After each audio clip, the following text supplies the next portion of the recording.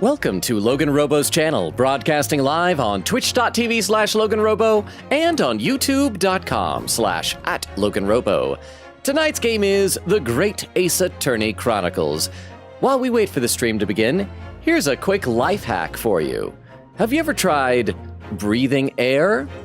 It'll help keep you alive.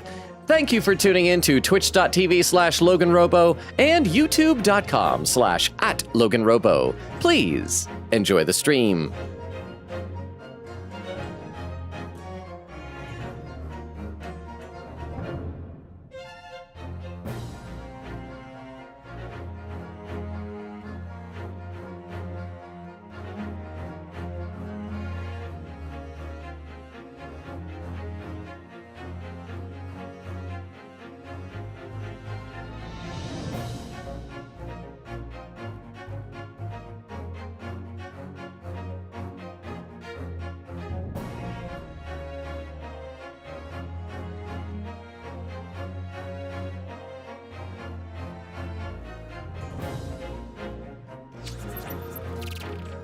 And we are live! Oh, wow, right away, pring! Hey Alonga. Low-key forgot about stream and playing Silksong RN, but I should be done soonish. Thank you so much for re-upping the sub! Oh, 22 months now. Oh, did you see? I replied to your comments about my last Silksong stream over on Discord with my defense on my inability to play. I hope you read it. Hope you don't think ill of me, but I hope you're enjoying Silksong. And I also hope, I've been using the word hope a lot, almost like it's Danganronpa up in here. I hope you'll be able to still hang out with us in the chat, even while playing Silksong. Thank you so much for re-upping the sub. Let me take a look over the chat. Over on the Twitch side, Extemporaneous was here early with a lurk and a random Transformers check. Tigatron Beast Wars. He's a Maximal. That's what the good guys were in Beast Wars. It turns into a tiger. I don't have the one that looks like in the TV show. I have a Tigatron action figure, but he's like an orange tiger and has like a mutant face in his robot mode that looks really weird. So it still counts. His name is that. Also, would you rather eat the same thing for every meal for a year, or be able to eat whatever you want, but only once every 3 days, with the other days being chosen for you? Well, and as long as like the other days being chosen, it can't be like poison. Like it is actual food. I think that. Otherwise, I think eating the same thing for a year would, I don't know how like my cat does it. She is perfectly happy to have just her same cat food every single day. If I tried to change it with something else, she would be very upset. But yeah, I would think, once every 3 days I pick, and then other days, there will invariably be days where it's stuff that I don't like. But I'll just I'll skip a meal that day, maybe. Thank you for lurking, Extemporaneous. Queen Katie says howdy. Vero says hello, friends. Vero was here at the beginning of stream. Vero, how's your eyeball? How'd your doctor's appointment go? How are you doing? And Vero said, Tigatron mentioned, yay! I know, but like I said, if I showed you me, he's got a mutant face. He wouldn't like it. He's ugly. Over on YouTube, Taco says, won't be able to make it again. Ugh, still the beach. I'm having a lot of fun. Well, that's an awesome reason not to be here. Hope you're enjoying the beach. Toshi says, hi, guys. How you doing, Toshi? Good to see you here. Back over on Twitch again. Quickita says, note, both the current page and the final page are chonkers. Do not think we are finishing tonight. Well, and this is the last case of the game, so when we finish this case, we're done with the first game in the collection. The way it's going, at the rate we're going, I doubt it's gonna be done tonight. I doubt it's gonna be done next time, but that's just the vibe I'm getting. But next week, maybe. Let's go ahead and load up the game while I'm reading some chat, just so we can have more interesting stuff to look at than the title screen here. So last time, we spent like 3 hours last time convincing the jury, what should have been so easy, just like say, hey, look, the blood splatter, the bullets, and all the stuff, to bring in Eggert Benedict, or Ashley Graydon now, because Eggert Benedict is a fake. It'd be great if Ashley Graydon is a fake name. I hope the entire rest of the trial, dude just gives us more and more fake names. Bro just has an endless supply of fake names that we're just gonna shuffle through. Let's see, Vera says, we are absolutely locked in the, we finally got, I didn't mean to click that there. You know what, because that was just the beginning, I'm just gonna reload, because we saved it that. That's fine, watch this, I'm magically rewinding time a little bit. But yes, we are locked in, though. Quiggin says, oh, for sure, unless Logan makes a billion wrong theories about Mr. Ash. Great. I do have one more theory. I was thinking about it. Because one thing I noticed is that Ashley Graydon, I guess we're calling him now, has like very normal looking facial features. Most of the characters have very cartoonish features, but I feel like you're more likely to see normal features like this on female characters. And Ashley is a traditionally female name. I mean, I think we're just kind of going with like, you can use it for a guy, and maybe like back in those days, it was more common for guys. But what if this is like a Naoto Shirogane type of a situation? What if Ashley Graydon is secretly a lady? I mean, look how tight that vest is. You could compress a bosom in that. Well, I guess dudes do have to bosom. You could compress the booba in there. So yeah, maybe Ashley Graydon is really Ashley Graydon. No, Ashley Gray. No, you know what it is? Oh no, it's Graydon. I was gonna say Grayson, like Dick Grayson. I was gonna say Grey daughter. So that's a theory, maybe. And you know, we can just headcanon that, even if it's not revealed. It's like, secretly it's a lady. Let's see, and there's where Oak re-up the sub. Thank you again, Oak. Queen said my brain still buzzed from my hour nap. Wowzers! I'm glad that you woke up in time, though. Oak with the whole command. Atlantic saying, hello, yellow. How you doing, Atlantic? Fear says, eyeballs, the same as always. Just got a lot of testing. I was gone that day to do an MRI again. Now I'm just waiting on blood tests to finish up, blah, blah. Okay, but it's going well, right? Your eye is doing A-okay, I think. All you missed from Deltarune's stream last time is just a lot of messing around. We did not even make it to the festival. Well, we kind of made it like to the festival, like we're starting. We just met up with Noelle. Like we've accomplished nothing other than just goofing off in the dark world for 3 hours straight. But speaking of goofing off for 3 hours straight, we should play some game. I'm gonna have a sip of water though, and then we're gonna play it. Because this is a testimony, and we're gonna see what Ashley Graydon has to say. Naturally, I have occasion to make use of pawnbroking services from time to time. But are you... Ruka! Poor Logan, having to put up with me for 64 months. Again. I know, and now you... sorry, poor guy. And now, with that one, with 64 months now, you're 1 month into your 8th subscription, baby. Thank you, Ruka! We've had 2 subs. If this keeps up, we'll have a hype train in no time. 2 subs within 10 minutes. I don't know what like the time limit is, how many people need to like contribute, but I assume we're almost there. So I'm gonna go like, yeah, that is totally an accomplishment that I did, not just something that you guys have generously given me. But thank you again, Ruka, for re-upping the sub. I hope you're doing well. But are you seriously suggesting I colluded with these thugs to break into the place on the night of the murder? I have no intention of admitting to such an outrageous accusation, why could I not say that? Even if certain parties here present claim that my blood was found at the scene. Sometimes I just leave blood. I just bleed. Which is another clue that this is a lady. Because that happens sometimes, ladies. There's nothing wrong with that. It's natural, but ladies... if you bleed, that's okay. Some Scaramouche detectives homebrewed and... Wait, oh yeah, no Scaramouches. That's like a character. It's like from old-timey stuff. It would tincture? Some Scaramouche detectives homebrewed tincture can hardly be taken as serious evidence. Oh, that's right, because it was Herlock Sholmes' gas gun for blood types, and the judge said that we can't really take that as hard evidence.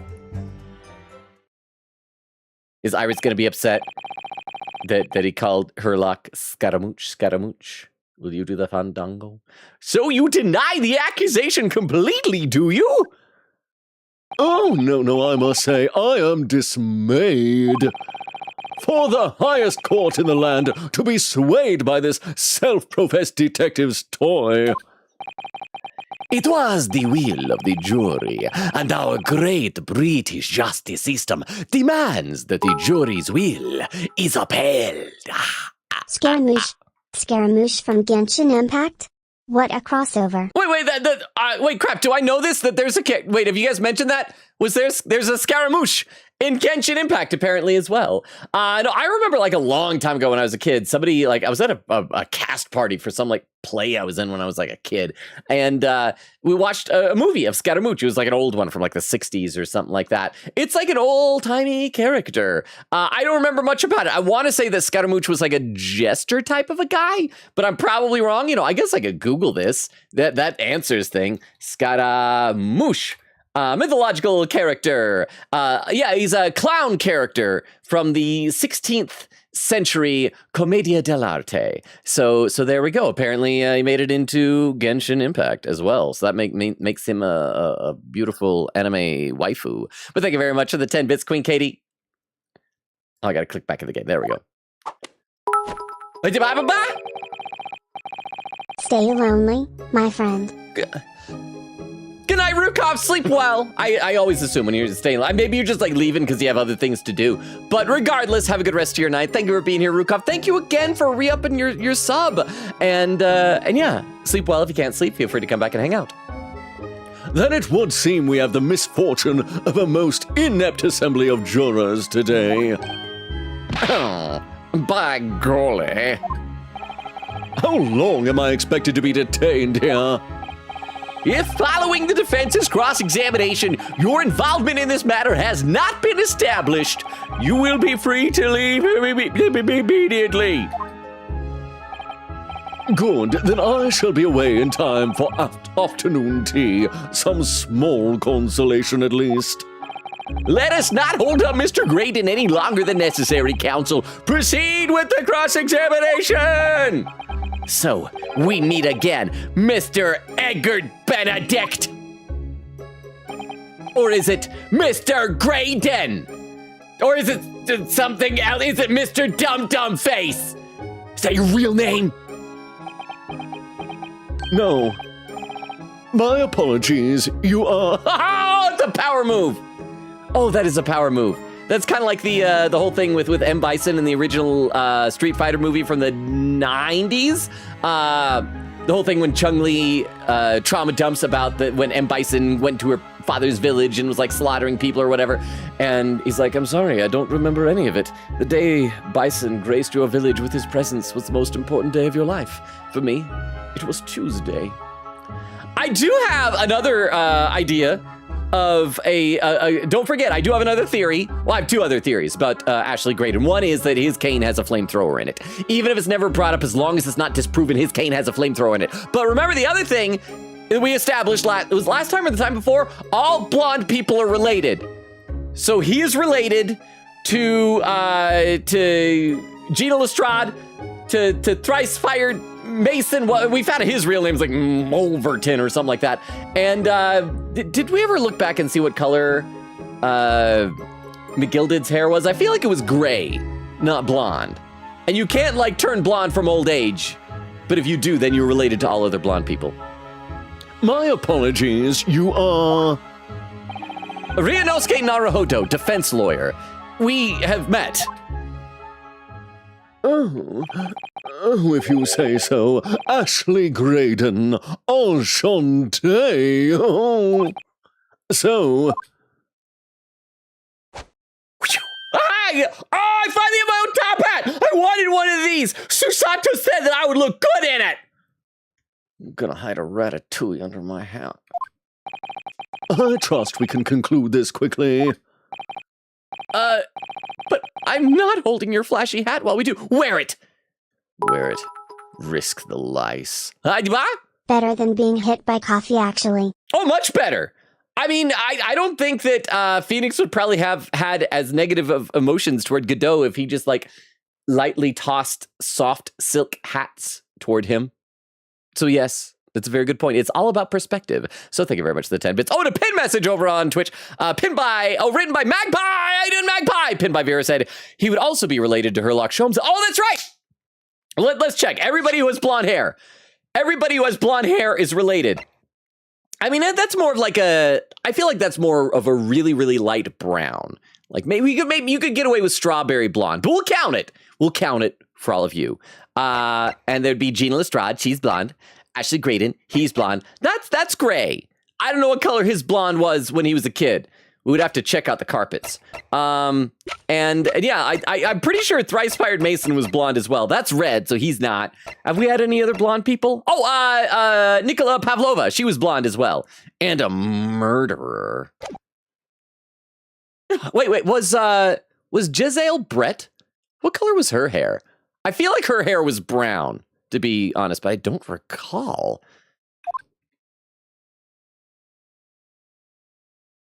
Cross-examination! The accusation. Okay, you guys know the deal. We save, we press every statement, and then we present our evidence. And this is probably the earliest we are like saving in a game or in a stream of a game. 16 minutes in. I am like so good at remembering to save. But before we do the cross-examination, let me read a couple more comments in the chat because I'm already behind. Let's see. Quickett says, yeah, my current bet is next week for the finale. Not tonight or Sunday, just next week in general. I feel like that's safe. And meanwhile, based on our last Deltarune stream, I'm just gonna take my time with that. We're gonna take a long dang time on that. Vera says, also, I'm on PC right now. Nice, that means you can like do moderator things. Oak said, also finished House. Okay, no spoilers for the end because I've still never finished the final season. Said I had mixed feelings on season 8, but the finale was pretty good. Season 8 wasn't bad per se. It just felt like it regressed back to season 2. I felt like season 8, like they've had seasons that change a lot of stuff. Like season 4 changed a ton of stuff, brought in a whole bunch of new characters. Season 8, I felt like it changed a lot initially, changed a lot of character dynamics, but not necessarily for the more interesting. And but anyway, Vera says she's a big lady. Maybe, yeah, there are tall ladies. She could be like, what was her name? Brienne of Tarth in Game of Thrones. A very tall, I believe the right word is statuesque lady. Oak says MRI is a House reference, by the way. Oh yeah, that's true. If you ever heard of an MRI before, it's from the hit TV show House, also known overseas as House MD. Vera says, I believe it. And there was, you know what? We're talking about the circus elephant in the room. The wheelchair. Wheelchair, why? Why chair? Why wheel? Wheel, why chair? I didn't know why he was in a wheelchair. I felt like that was a legitimate question. Thank you very much, Crystal, for the clip roulette. We got some more chatting going on over on YouTube. Let's see. Radiant says, I'm late. No! Oh, wait, I'm not. Lol. Hi, Logan. Hi, chat. How you doing, Radiant? Yeah, that's the thing I've said before. Y'all are wizards. You're never early or late. You arrive precisely when you intend to. How are you doing? Said I've been making friends in other communities, so I haven't been turning in these streams as often as when I first found out about you, Logan. I mean, that's fine. I mean, I selfishly would prefer like everybody to be here every stream, but you have lives outside of things. And if you're making more friends elsewhere, I can't fault you for that. That's amazing. May I ask, like, what other communities? Like, are they other fandoms and things like that? Unless it's like embarrassing to say. Toshi says his real name is Mr. Wet Issues. Wait, Mr. Wet Tissues? Wet Tissues? Mr. I feel like there's a pun there. Is it just wet tissues? Is that what it is? Toshi says, his Radiant. Radiant says, wet issues? Man, his name could not be worse than that. Says wheelchair. Hee hee. It's a little bit embarrassing to say, Lol. It's okay. You don't have to say then. You don't have to say. But I hope you're having a delightful, good, fun time. Okay, and back on the Twitch chat, that's where Rukov did the re-upping of the sub. So okay, and there's our Magpie came in saying, Ka! Magpie flied in, how we doing, chat? I'm doing dandy. How are you doing, Magpie? And then Vera says, hi, Magpie! Okay, let's get back into this. Naturally, I have occasion to make use of pawnbroking services from time to time. Hold it! Yes, we even met in the very pawnbrokery where the crime took place on the afternoon of the day in question. Well, the afternoon beforehand. Though, of course, you introduced yourself by a different name at the time. Oh! It was Mr. Egbert Benedict, I believe. I'm not done. I didn't finish reading the second line. Chill your hooves there. Van Zeeks. What was the other thing I was saying? Tell me, what made you... The witness is here to testify about events that took place that night. Huh? He is under no obligation to answer such unrelated questions. I feel like we can explore whether it's related. I mean, because he might have been using a pseudonym because he was up to no good. I think we already established. In fact, we established with Herlock that he had nefarious intentions. Earlier, we're treating it like just a fact that Gina Lestrade was the one there trying to steal Eggert's overcoat, but Eggert was the one that had like his notepad and his cheat sheet in order to get the coat and the music disc. You can't be serious! Thank you, because I certainly do not feel inclined to answer such an inappropriate question. That's an inappropriate question. So he's gonna be evasive, is he? In an effort to not to give anything away. This could be tricky. Oh. But are you seriously suggesting I colluded with these thugs to break into the place on the night of the murder? Do we have any evidence that, like, shows... I mean, we had a picture of him on the camera, but I think that just showed him there the previous afternoon, right? Have you seen these two men before? This pair? No, I don't associate with criminals. Ah, but they're delightful. I think you'll come to love them just as we do. Said by a man who introduced himself as Eggert Benedict. I'm gonna mention this every statement we press. I'd like to know who I have to thank for this. Who made this outlandish accusation against me? The young lawyer there in black. This is a farce.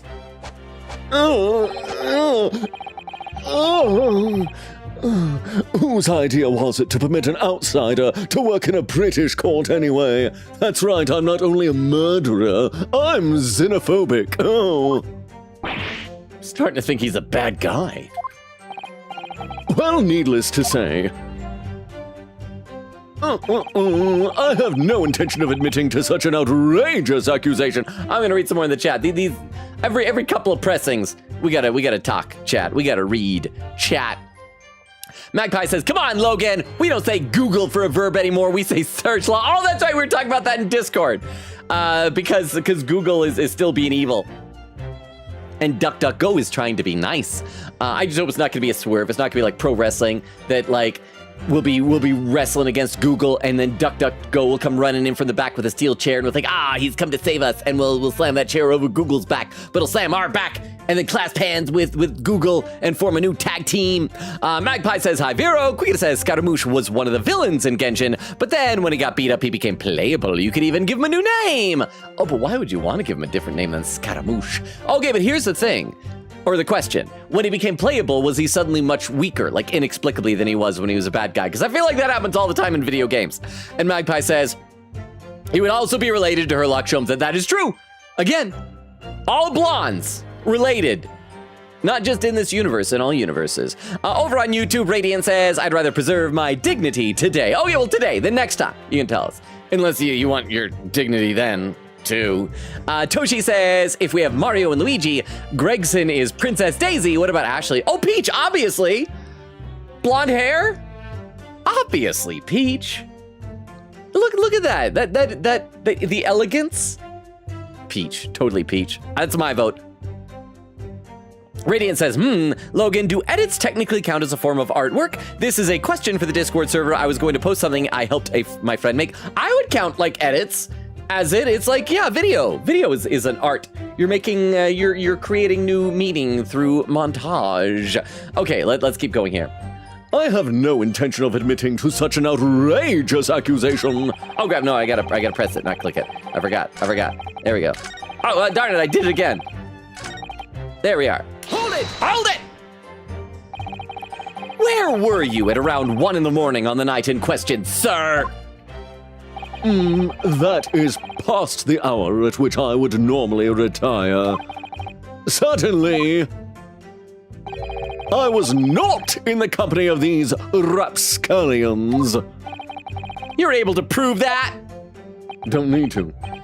Objection! Ayuba! Listen carefully, my learned Japanese friend. For you appear to be under a gross misapprehension on this point. What do you mean? The witness maintains he was not at the scene of the crime. He has no obligation to prove his absence. I think Okay, he has no obligation to prove it, but I think it is a legitimate question to ask what his alibi is. If your accusation is that the witness was present at the scene, the obligation lies with you to prove your assertion. No, that's not how it works. Like, if I was a prosecution, if he was on trial, then yeah. But no, I don't. I don't need to. I just need to prove that he could have been the one there and could have been the one to reasonably do it. Yeah. You will fulfill that obligation before putting any more unreasonable questions to the witness.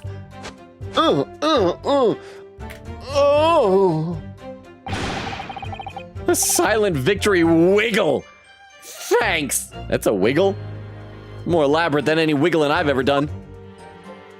Granted, I don't wiggle much. I am very self-conscious of my wiggles, my waggles, and my woggles. Even if certain parties here present claim that my blood was found at the scene. Hold it! Can we just tell him to take off his clothes and look for injuries?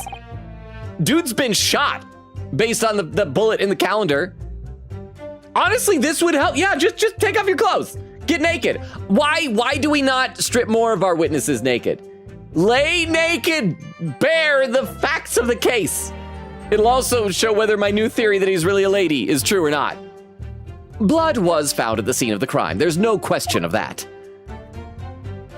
I mean, it would have helped with, like, Manfred von Karma. Would have helped with so many people if our witnesses were always just nude. Mr. Shulm's chemical analysis has positively identified the substance as such. But I am not the only human to have blood running through my veins, am I? How can you be sure that the blood is mine? It could equally be the blood of one of these two miscreants. Let's spray their blood. Let's cut them. Every individual's blood has a slightly different composition, it seems.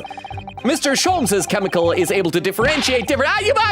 Spare me the science lesson! Who is this Sholmes character, anyway? Oh, I assumed all Londoners would know the name. He's a renowned detective. So, even you are unable to bring yourself to say, great detective. I just think we're using the word great too much. A great detective, you say? Disguise! Who's that? Is that Nash? Okay, so we'll obviously come back here in a minute. But we'll want to press the next statement first, though. A great detective, you say? Now we're in the realm of fairy tales, are we? The counsel for the defense thinks a British courtroom is an appropriate place for fairy tales, does he?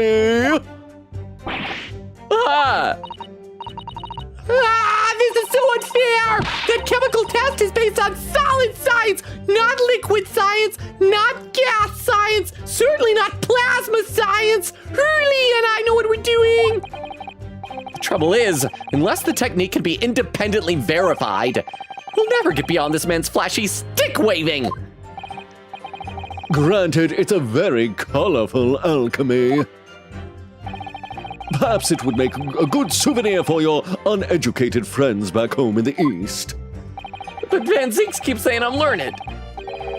Something riled him there. Just for a moment, Mr. Graydon let his feathers get ruffled. But a souvenir is all it's good for. Okay, well, we'll come back to the whole pursuing Nash in a minute here. I'm going to read a couple more comments in the chat and have a sip of water. I'm thirsty. We're a half hour into stream. I've earned some water. We're a half hour into stream?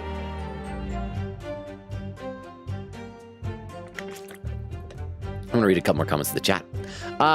Vera says, I do recall her hair being brown. Yeah, okay, so Jezebel Brett is not really, I said before we never found out Jezebel Brett's motive. What if Ashley Graydon is Jezebel Brett in disguise?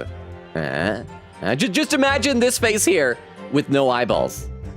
Totally Jezebel Brett. Magpie says, there'll be a day to end the game and another day to get through all the end of game cutscenes long. Is it gonna be that long of cutscenes after the trial is over?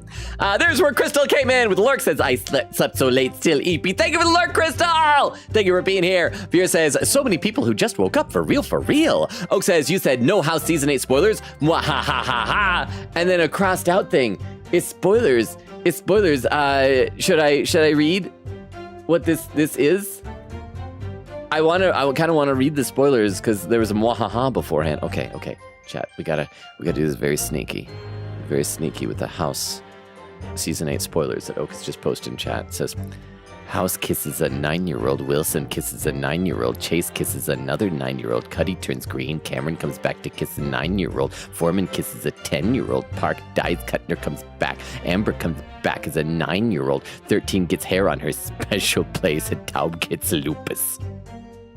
Well, now I don't need to watch the final season. Oak said those are my real spoilers for the entire ending of House. Quita says, oh nah, he was an overpowered character for a long time. He flies and has wind reactions. So even as a playable character, says his official voice name, because they can't voice the name you give him, is Hat Guy. Hat Guy. That's nice. Hat Guy. Over on YouTube chat, let's see. Oh, I gotta scroll up just a little bit here. Toshi says, oh, I forgot he's a JoJo character. His real name must be a band name. Oh, that's right. Blondie. Perfect, right? Blondie. I was about to say 4 non-blondes, but those 4 people are not blonde. Hence the name non-blondes. I think we even talked about them before. That's why I did like the I Said Hey song. Toshi says, super furry animals. Yes, this is a real band name. Radiant says, I'm gonna leave. I just came to say hi again. Well, thank you for popping in to say hi, Radiant. It was so good to see you. Hopefully we can hang out some more.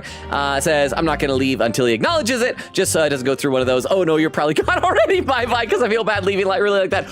Thank you for that. That is very considerate of you. Well, thank you for being here, Radiant. Have an awesome rest of your night. And again, hopefully we'll see you maybe next time, maybe for some Deltarune. Have a good rest of your night, Radiant. Okay, let's get back into the game. Some Scaramouche detective's homebrewed tincture can hardly be taken as serious evidence. And we gotta press on that. Hold it! Don't forget, sir, that Mr. Herlock Sholmes is the most famous detective in the world. And the most famous detective in the world tells the truth, the whole truth, and nothing but the truth, huh? I'm under oath. So what I say is definitionally the truth. Oh no, I can't think how to answer that. He's lied about stuff, like manuscripts of hounds. I once saw the world's most famous detective, I once saw the world's most famous swindler thrown into jail. He allegedly told the truth, the whole truth, and nothing but what turned out to be a pack of lies. So he was good at swindling. Ah! I have a swindle. He's a transformer. He's nice. Quite. Now, ... As you are no doubt aware, the Central Communication Station is the heart of this country's information network. I know that when we first met him, Herlock had the big, like, Redhead League story. It's like, oh, you know that the Crystal Tower stuff, all this money is in the bank. And we're like, how could he possibly know that? That's secret. He does know secrets. It's probably going to be related to, in the court record, we have that newspaper article about how government secrets are being leaked to foreign agencies. He's helping. He's helping with the leaking. That man right there, he's leaking all over the stand right now. My work there is of I don't even have my hat on, but I'm rubbing the brim of my imaginary top hat. My work there is of paramount importance, and you have kept me from it long enough already. Huh. That's all he's going to say on the matter, is it? What do you think, Runo? I think he has no intention of telling us anything. He's well aware that the less he says, the less chance he has of giving himself away. He's like the opposite of Patricia Beat. The complete opposite of Hurley, then. Oh, Patricia Beat's related as well, because she's blonde. Yeah. And that means makes Rolly Beat related by marriage. He seems to think that the more he says, the better. I need to find a way of getting more information out of the man somehow. But compared to the bungling burglars beside him, he seems as innocent as a child. Or perhaps the Skulkin brothers might be the key here. Oh, could they be, somehow? Remember, if you don't prove this witness has some connection to the incident here, he'll be free to leave. I know! I can't let that happen! Let's listen to those statements again and see if there's any way I can make one of them tell us more. Okay, so it was the second to last statement. That was the one that Nash Skulkin was gonna chime in on. So let's go back there, and we're gonna hold it on this one. We're pressing, and let's get to where Skulkins was making noises. Let's see, come on. Yeah, he's talking about them. Talking about blood. Spare me the science lesson. Who is this Sholmes character anyway? I assumed all learners know the names. Great, well, renowned detective. You can't even bring yourself to say great. A great detective, you say? Huh, now we're in the realm of fairy tales, are we? No. I need to read some chat now. Now that we're back on track here. Quiquita says, the name in Spanish is Don Sombrero. Anybody here speak Spanish? Because sombrero, I know, is a type of hat. Vera says, I think it's funny to delete that. Sorry, Oak, lol. And then Oak says, also deleted. Also, Adams get arrested for kissing a 9-year-old and Masters performed surgery on Wilson's mom. Oak says, Logan, you can read the deleted message. Vera said, yup. Oak says, probably. Vera says, he can if he wants to. Oak says, maybe they are all real spoilers and Vera just doesn't know. Vera said, granted, it sounds too absurd to be real. Oak says, ad quote, I'm very self-conscious about all my wiggles and my waggles. And Oak says, ad quote, just take off your clothes, get naked. And Vero starts adding quotes. Magpie says, that's sexual harassment, Logan, tisk tisk, and transvestigating? Canceled, not serious. Oh, so it's not sexual harassment to tell people to take off their clothes. Thank you, Magpie, for clarifying that. Okay, back over on YouTube. Oh, I'm still caught up on YouTube. Let me have a sip of water. I'm actually almost caught up even on Twitch. I'm just that good. I'm that good, y'all. Oh, that's some sweet, sweet water. Okay, so we got a Pursue on Nash. Excuse me. Do you have something to say about that, Mr. Skulkin? No, not Ringo! Did I do the wrong one? I don't think I was on Ringo. What, me? No, the Mr. Skulkin next to you. Okay. Oh, I've had it up to here with fish. How many times have I got to tell you? Yes, I know. You're not Big Bruv Sulky. Mr. Nash Skulkin. See, we can use first names. We're all friends here. I call blimey, governor. Oh, you what? Is it not the case that when Mr. Graydon just spoke, a thought went through your mind? Would you care to share that thought with the court? I mean, thoughts. I don't have none of them. Must have been him. You what? Mr. Nash Skulkin, answer the question, please. What went through your head when Mr. Graydon just spoke? Nothing, honest, Gav, nothing. I was just thinking.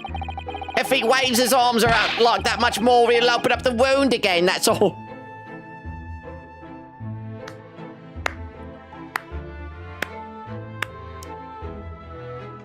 What did I tell you, chat? We just need to get him naked. Also, I just barely noticed his bow tie is way down low. Bro needs help with his bow tie. It looks like it's fallen off. Is it a clip-on that's fallen off? It's not even connected to his collar. What wound? The bullet wound! Ryunosuke! You brought him here based on the premise that his blood is splattered all over the calendar. Where he took the bullet, of course. It was only 2 days ago. It ain't gonna be healed up yet.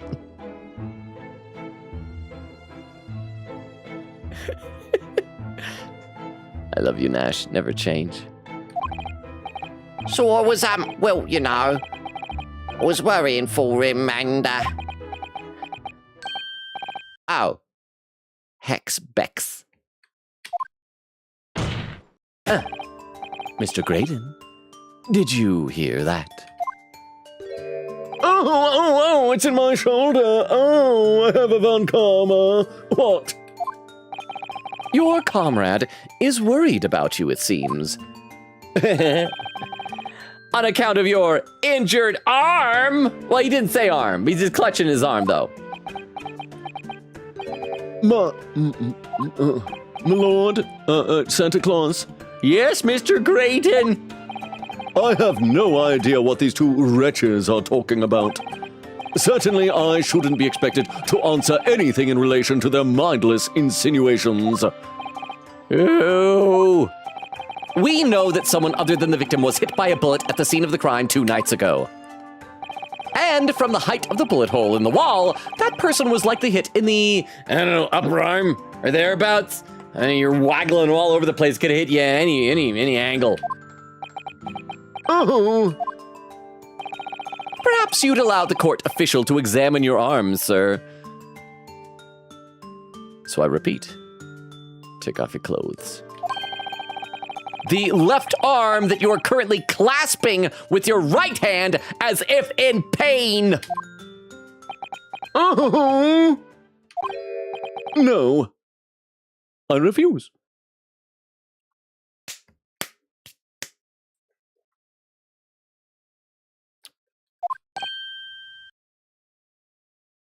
Can you do that? You have shown no evidence whatsoever that links me to these common thieves. Oh! That's right, he has a desk clam too. Accordingly, I am not obliged to permit any such invasion of my privacy. Hubbub. Get him naked. Get him naked. I've already said I'm completely uninvolved in all of this. I've never had anything to do with the pawnbrokery where this fellow was killed whatsoever. I take offense at this insinuation that I was in any way involved. Let me guess. We're going to see like a little bit of blood start to seep through because he's opened his wound back up. Or do we have to actually present evidence that he knows the Skulkin brothers? You claim to have nothing whatsoever to do with Mr. Winniebank's pawnbrokery? My lord! The defense would like that last statement to be added to Mr. Graydon's formal testimony. Oh, well, we got a picture of him in the pawnbrokery. Okay, very well, counsel. Hey, continue with your testimony, Mr. Graydon. Okay, so the blood isn't showing up. The bottom line is I've never had anything to do with the pawnbroking establishment where the man was killed. I will press it, and I'm pretty sure we have the photograph of him talking to Winniebank, right? Let me, but I want to read some more in the chat. I missed the chat already. I missed chat. Oak says, I'm giggling. About what? Oak says, add quote, that man right there is leaking all over the stand right now. Oh, you're giggling about leakage? Oh, crap. I actually clicked the thing. We got to get back over to that thing.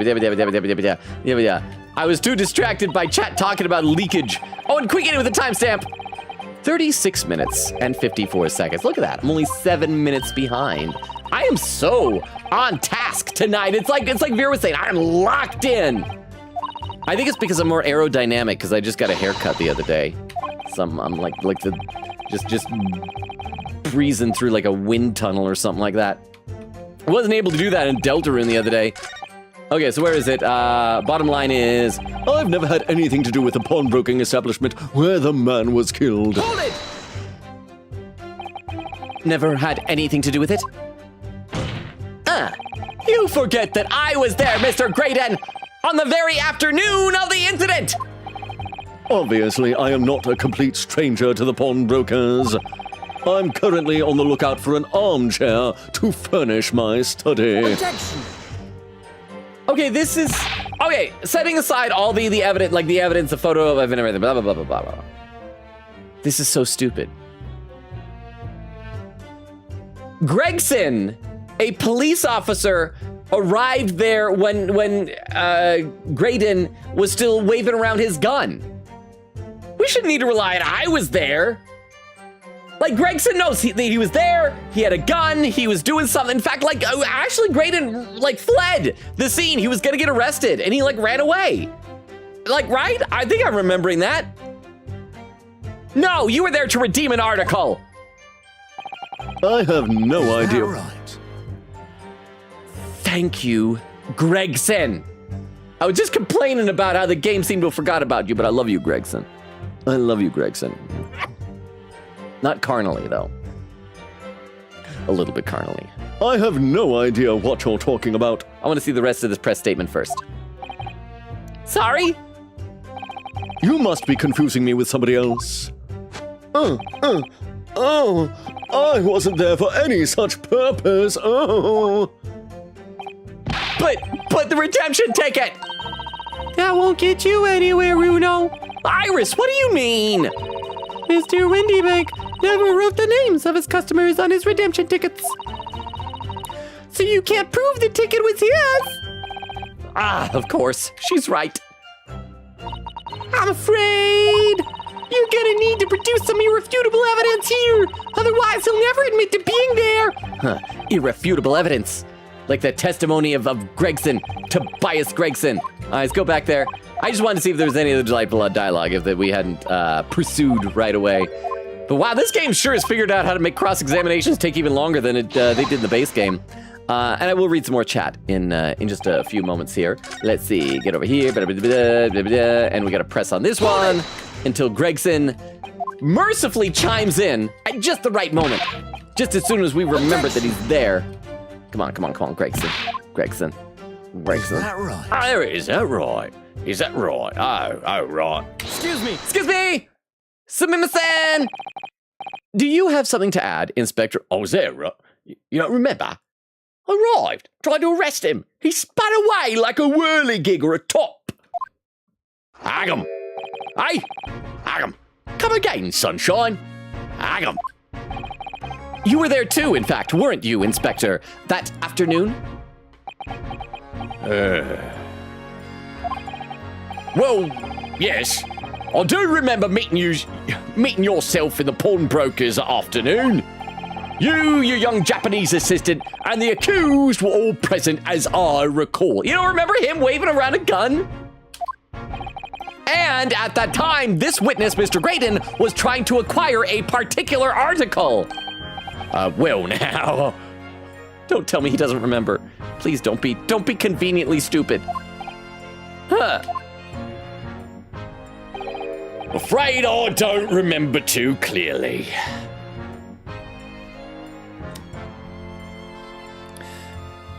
I take back every good thing I ever said about you, Gregson. I will hate your family for 4 generations, Gregson. I will hate your Greg grandson, your Greg great-grandson, and your Greg great-great-grandson. What? But you must! I'm not gonna lie and pretend I'll remember something that I don't. Huh? What's going on here? Please tell me he's not, like, being blackmailed into lying.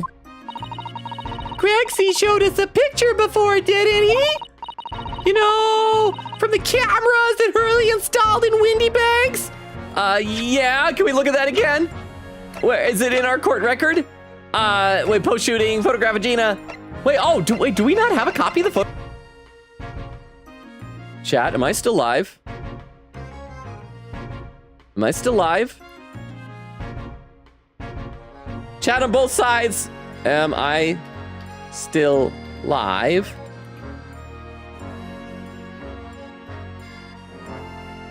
I just got a notification saying that OBS disconnected and it reconnected.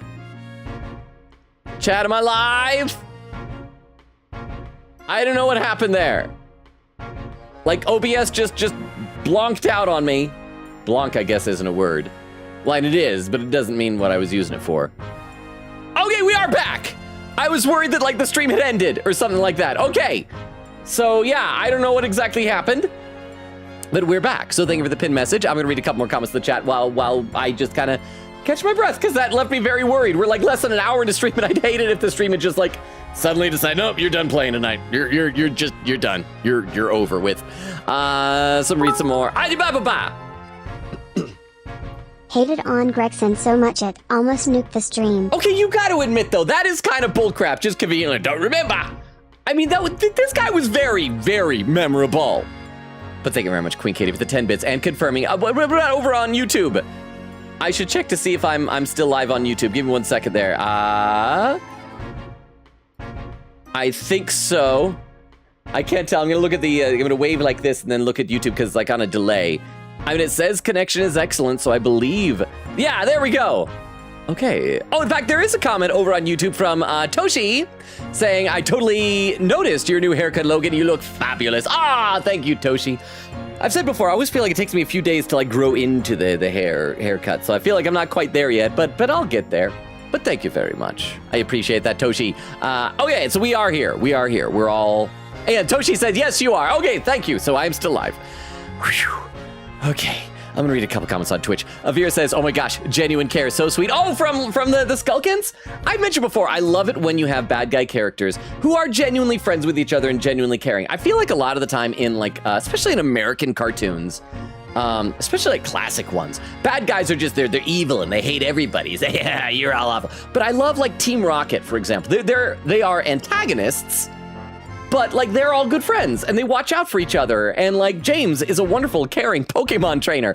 And so I do like the idea of the Skulkin brothers. Yeah, they're professional baddies, but he still has like genuine concern for Ashley Creighton. And then Quinkity says, oh, Nash, ... Vera says, poor thing. Quinkity says, captions, wow, Hex Bex. That's because, okay, Quinkity, that's what I actually said. Because Nash swore. I mean, he dropped the H after the H-E double hockey sticks word, so it was just an apostrophe E double hockey sticks, but I said hex instead. And then because Bells was supposed to rhyme with it, I had to change that to Bex. Fear says 7 minutes. 7 minutes is all I can spare to play with you, what? Wait, that's a reference to something. That's a reference to something. What is that a reference to? I know that. I've heard that before.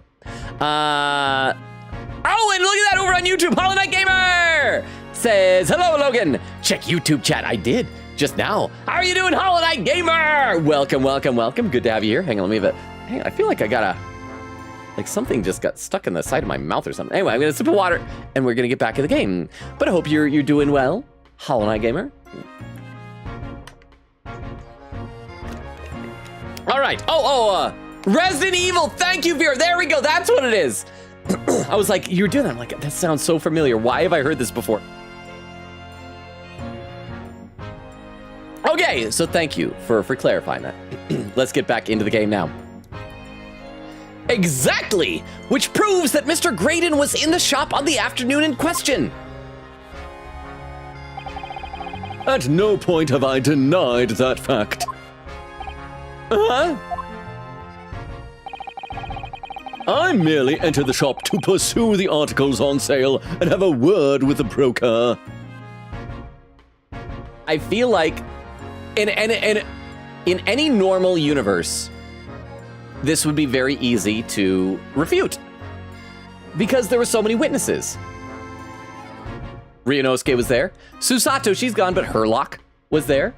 Did Iris follow us in? I can't remember if she followed us in or not. I guess Windy Bank's dead. I guess Gene is the defendant. So not a lot of reliable witnesses.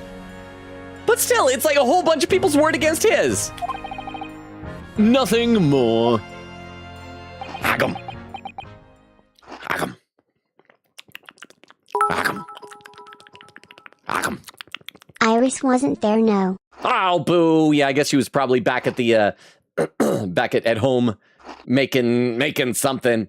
I don't know. But thank you very much for the 10 bits, Vero.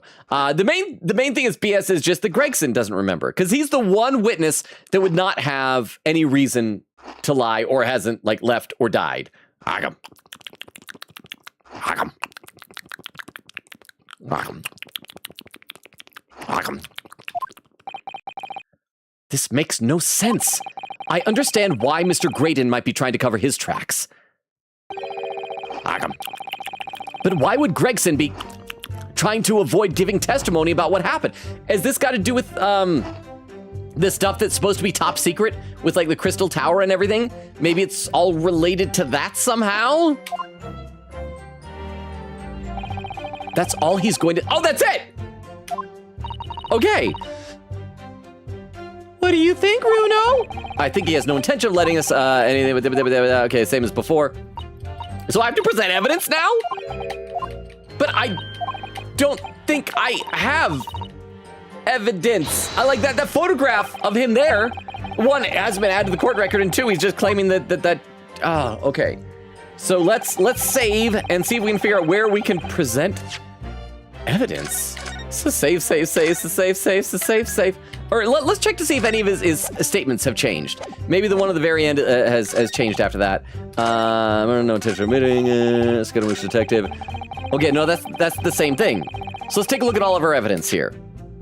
Armband, pawnbroker's ticket of redemption, ticket issued from the pawnbrokery owned by the victim, Mr. Winniebank, in the form of some handwritten notes on the back of a photograph. Okay, and we do have that, and the back of the photograph is the cat stereographic print thing, one half of it. Gina's representation papers signed by Gina, undersigned legal representation. Okay. The blood samples portfolio, we've been showing these, and this should place him there, although we're not able to determine how accurate these things are. Oh, see, like I said, he's blonde. All blondes are related in this. Pawnbroker's ticket, coat, redemption ticket issued by the victim, pawnbroker. Okay, yeah, and that was Mr. Mason's blood, we decided. And that's the overcoat. That was the ticket that he was trying to get. Okay. Iris's story manuscript. And we looked at that, and I don't recall there being anything particularly unusual about it. So I'm sure at some point later on we'll like open it up and there'll be something in there that we can examine. McGilded case notes. I mean, that's just all the McGilded case. So that shouldn't really affect this. The only real new piece of information we got was that Thrice Fired Mason's last name is Milverton. And so that doesn't seem particularly relevant at the moment. Unless it turns out, like I was joking before, all blonde people are related. If Ashley Graydon is related and is using another fake name, and the real name is just like Philip Milverton. Today's paper, the morning's paper, about government secrets. Okay, so once again, that doesn't really relate. I do suspect that he's leaking government secrets through his job at the Communications Bureau or whatever it's called. Autopsy report. Pop Witty Bank. Type of death. Renosuke. Coroner Dr. Stevens. Single bullet wound upper half of victim's back. No other visible signs of trauma. Instant death from post bullet wound to the heart. Bullet entered the body from the back on a gently rising diagonal trajectory. I still think it might mean that Iris's doggy door gun might have been used. Crime scene photograph. Okay. That just shows him, lying there. Crime scene floor plan. That's not really helping anything. Windy Bank's gun belonging to the victim, Mr. Windy Bank, that Jean was holding when she was found unconscious. There are signs of a single discharge. A firearm belonging in the possession, found in the possession of the Skulkin brothers upon their arrest. There are signs of a single round was fired. Photograph of Gina. Oh, hang on, I didn't mean to exit out of that. Press the wrong button. 1 second here. And we can take a look at that, and that's just, her with the gun, and then we have the other one where they're not there, and we saw the stuff on the counter was moved. Stereoscope, which we used before to look at stuff. A metal disc used to play music in a mechanical musical box, smear of blood on it turned green. I mean, I guess we could use, maybe we could do this. We could like show it and see if he's like, oh, that's mine. Sholmes' pouch was wearing around the waist at the time of shooting. One of the glass files are smashed. There's scorch marks around it. Projectile we discovered lodged in Mr. Sholmes' pouch. It caused one of the files to explode, injuring Mr. Sholmes. The only thing I could possibly think of is the music box disc. So we can try presenting that. Did I save? I think I saved. Let's save again and let's try presenting the music box disc. I don't think that's it. I think we need to establish something more concrete than that. So let's present music box disc. Objection. Oh, it worked! I mean, it has his blood on it, so I mean, there's that too. Oh, maybe this will help jog. Oh, this should help jog Gregson's memory and say, hey, remember, Gregson, you took this as evidence that he was there. Have you ever seen this disc before, Mr. Graydon? Oh, why? Is it supposed to mean something? This disc was, until the day of his murder, in pawn in Mr. Windybank's shop. It was redeemed by the defendant, Miss Gina Lestrade, that afternoon. However, somebody mysteriously appeared to try and take it from her. And that somebody was you, of course, wasn't it? Mr. Graydon, this just reminds me of that one chapter from Danganronpa. I'll avoid saying names to avoid spoiling things for people who haven't played it, where we had to convince one person that ghosts don't exist. Like last stream was so difficult, 3 hours just to get to the point that Eggert and Benedict need to be called in. And now it's going to be that again for 3 hours, isn't it? As I have reiterated numerous times now, you are mistaken. That was not me. I've never seen that disc before in my life. It may have escaped your notice, but there's a small smear of blood on the disc. Ah, yes, resulting from an abrasion of the thumb, perhaps. Uh-huh, that's right. The surface of the disc is covered in hundreds of tiny metal bumps. In the skirmish to acquire the disc, the thumb of the person who tried to take it suffered minor lacerations. Oh, If you're not gonna get naked, at least take off your gloves. Oh, what I just knocked down the floor? Oh, it's not important.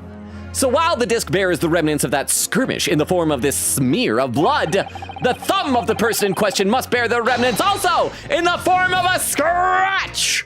Oh, good gracious! Indeed it must! Everyone check your thumbs. Oh, thank goodness I'm not a murderer. Mr. Graydon! oh, Give me a thumbs up! Come on, bro! Do it! I declare a thumb war! 1, 2, 3, 4.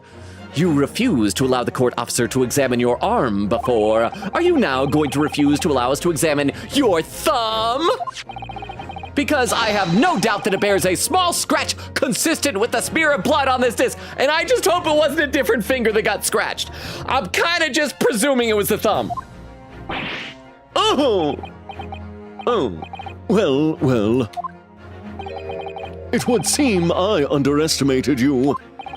Wait, what's the meaning of this? Was that a confession? That sounds like a confession!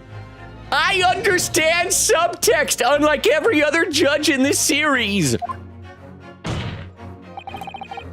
So, you admit it now? And not only murder, you perjured. Huh? You admit you have a scratch on your thumb from when you attempted to take the disc from the defendant! Hubbub, show the thumb. I'm into thumbs. Order! Well, Mr. Graydon? It would appear there has been something of a misunderstanding here. I did not attempt to take the disc, as you put it. No, quite the reverse. Okay, so you're admitting you lied a whole bunch. But yeah, it's going to say that the reverse was that Gina Lestrade tried to take it from him. What you trying to say? Oh, it's really quite simple, you see. The disc was mine from the outset. Is there some crime in taking an item that you own out of pawn? Is there a crime for murdering someone while taking a disc you own out of pawn? What? It would seem, Mr. Graydon, that in this piece of evidence, my learned friend has established a link between yourself and the incident. You gonna chime in on how he lied a bunch? You were harping on the Skulkins at Fort. Accordingly, you will tell the court everything you know about this disc now. As you wish. Though I'm quite sure it has nothing whatsoever to do with the pawnbroker's murder. Okay, so we're doing another testimony? Witness testimony! The disc. All right, we're doing another one. Let me read some more in the chat. Let's see. Queen says, oh, Vex! This was the first case attorney with motion capture, so of course they had to give Graydon the sparkles emoji, schmoves. Sparkles emoji. Sparkles emoji, schmoves. Sparkles emoji, schmoves. I like that. I mean, I guess you could definitely tell that there was some motion capture, like on the bit with Windy Bank running to get his gun. So yeah, I just wonder like why they decided he would be the one to have all these. Is it just because like, well, he's gonna be the bad guy in the final case, he's gonna be the final culprit, so we just gotta go all in? Or maybe like by the end they just gotten all these motion capture. Maybe one day they're like, let's motion capture a bunch of weird moves, and everyone's like dancing and doing weird stuff, and by the end we're like, crap, we gotta use these, we gotta give them someone, just dump them all into this guy. But thank you very much, Vex, for re-upping your sub. 6 months. You're 3 months away from your first subscription, baby. Okay. Like I said, I was going to read some more chat, but thank you, Vex. I really, really appreciate that. Queen says, little do Logan know. I'm worried. I don't know what that was in reference to, but I'm worried. Veer says, genuinely missed a career in Broadway. Says, come on, Ashley, become a theater kid. They probably got him overworked. Magpie says, is stream paused or is it just my end? Queen says, Twitch. And that's where I said, am I still live? And Bubba said, oh no. Oak says, ... Queen says, oh, it's not just. Magpie says, whoop, we're offline. Queen says, oh, and Vera says, uh-oh. Magpie says, hey, we're back. Vera says, he's back. And then Hollow Knight Gamer coming on Twitch saying hello. Good to see you on both Twitch and YouTube. Speaking of YouTube, I'll take a look over there. I gotta scroll up a little bit here. Hollow Knight Gamer says, wait, I gotta scroll up even farther than that. There we go. Hollow Knight Gamer says, did you listen to the song? I've not had a chance to listen to it yet. I did make a note of it as one of the several Discord channels that I need to get caught up on and check it out. But thank you. I did see the mask that you made. I was curious as to, I think I asked, I'm not sure if you saw, but I was curious if that was like a specific character from something or like an OC of yours or just like a fun pattern. But I will get around to it. I promise. I'll get to it eventually. I promise. Hollow Knight Gamer says, I'm good. Benedict is a liar. He killed them. He murdered his father. Yeah, well, I mean, Windy Bank, is it? Well, I don't know, maybe. No, because Windy Bank, maybe he dyes his hair red. Maybe everybody is Ashley Graydon's father. Hollow Knight Gamer says, I don't actually know. I just hate Benedict. You know what? That is a good instinct. And Hollow Knight Gamer says, welcome to the digitally whimsical Eternal Parade, where we have infinite adventure games and parties to play. Is that like the digital circus, where it's a whimsical, digitally whimsical Eternal Parade? Hollow Knight Gamer says, no need to fight it. Get excited. Start accepting your fate. You'll be here day after day after day after day. I see a song of past romance. I see the sacrifice of man. I see portrayals of betrayal and brothers. Okay, these are definitely song lyrics because there's like meter and rhyme. And final stand. I see you on the brink of death. I see you draw your final breath. I see a man who gets to make home alive, but is no longer you. I'm still here, and you're officially caught up to YouTube chat. It's a character from the amazing Digital Circus episode 4. I've seen episode 4. I still haven't finished the final episode, but episode 4. I'm trying to remember which character that was. Back over on Twitch chat. Quiggity says, we're back. Bubba says, you back. Hollow Knight Gamer says, did you listen to the song? Okay, so we already talked about that on YouTube. And Vera says, Resident Evil. Bubba says, question mark. And Vera says, hi, Bubba. How you doing, Bubba? Quiggity says, I do have a guide if needed. I think I weathered that piece of evidence better than I thought. It was kind of a guess. It was kind of a shot in the dark, like what hit Herlock. But it succeeded. So yes. Okay. There's a note on the disc saying, for McGilded, but the item belongs to me. The redemption ticket was stolen from me by the accused, that filthy gutterling, on the day in question. Maybe that'll be it, that we have to prove that she had it prior to the day in question or something like that? Oh, obviously, yeah! Because we're going to be able to show that it has the blood of Thrice-Fired Mason on it. Thrice-Fired Milverton, or whatever the crap his real name is. I proceeded at once to the shop in order to explain my situation and redeem my article. In the end, of course, the disc was taken by the police. In other words, I had absolutely no reason to break into the shop later that same night. Well, okay, if I remember correctly, on the day when he was trying to get the disc, either him or Gina, I think him, but it might have been Gina, was also asking, like, what else was in the coat. So there was clearly another item. Yeah, I think. Maybe it has something to do with the Hound of the Baskervilles manuscript. Hang on, I want to check something. Maybe the reason why Herlock doesn't want the Hound of the Baskervilles submitted for publication isn't because of the content of the story, but maybe it has something to do with the papers? Maybe some of them have like some bumps on them in Braille or something. Well, obviously we'll have to like open it up in order to see. But yeah, maybe it's not like the content of the story itself, but it's like something that's contained physically in the pages? Just a thought. I'm just tossing that out there. I'm probably wrong. I guess a lot of wrong guesses. In other words, I had absolutely no reason to break into the shop later that same night. Did I hear you correctly, sir? Did you admitted your previous testimony was all a pack of lies? I don't like you. I do not like you. McGilded, you say? That famous London philanthropist whom I witnessed die. It haunts me at night. I can now see thestrals. Whoa, I remember me and Van Zeke standing next to each other, pulled out some marshmallows, had a wonderful time, played truth or dare. I was trying to get him to kiss me, but he never picked dare. Who perished in this very courtroom 2 months ago after being acquitted of a distinctly messy murder? Yes, my lord, the one and the same.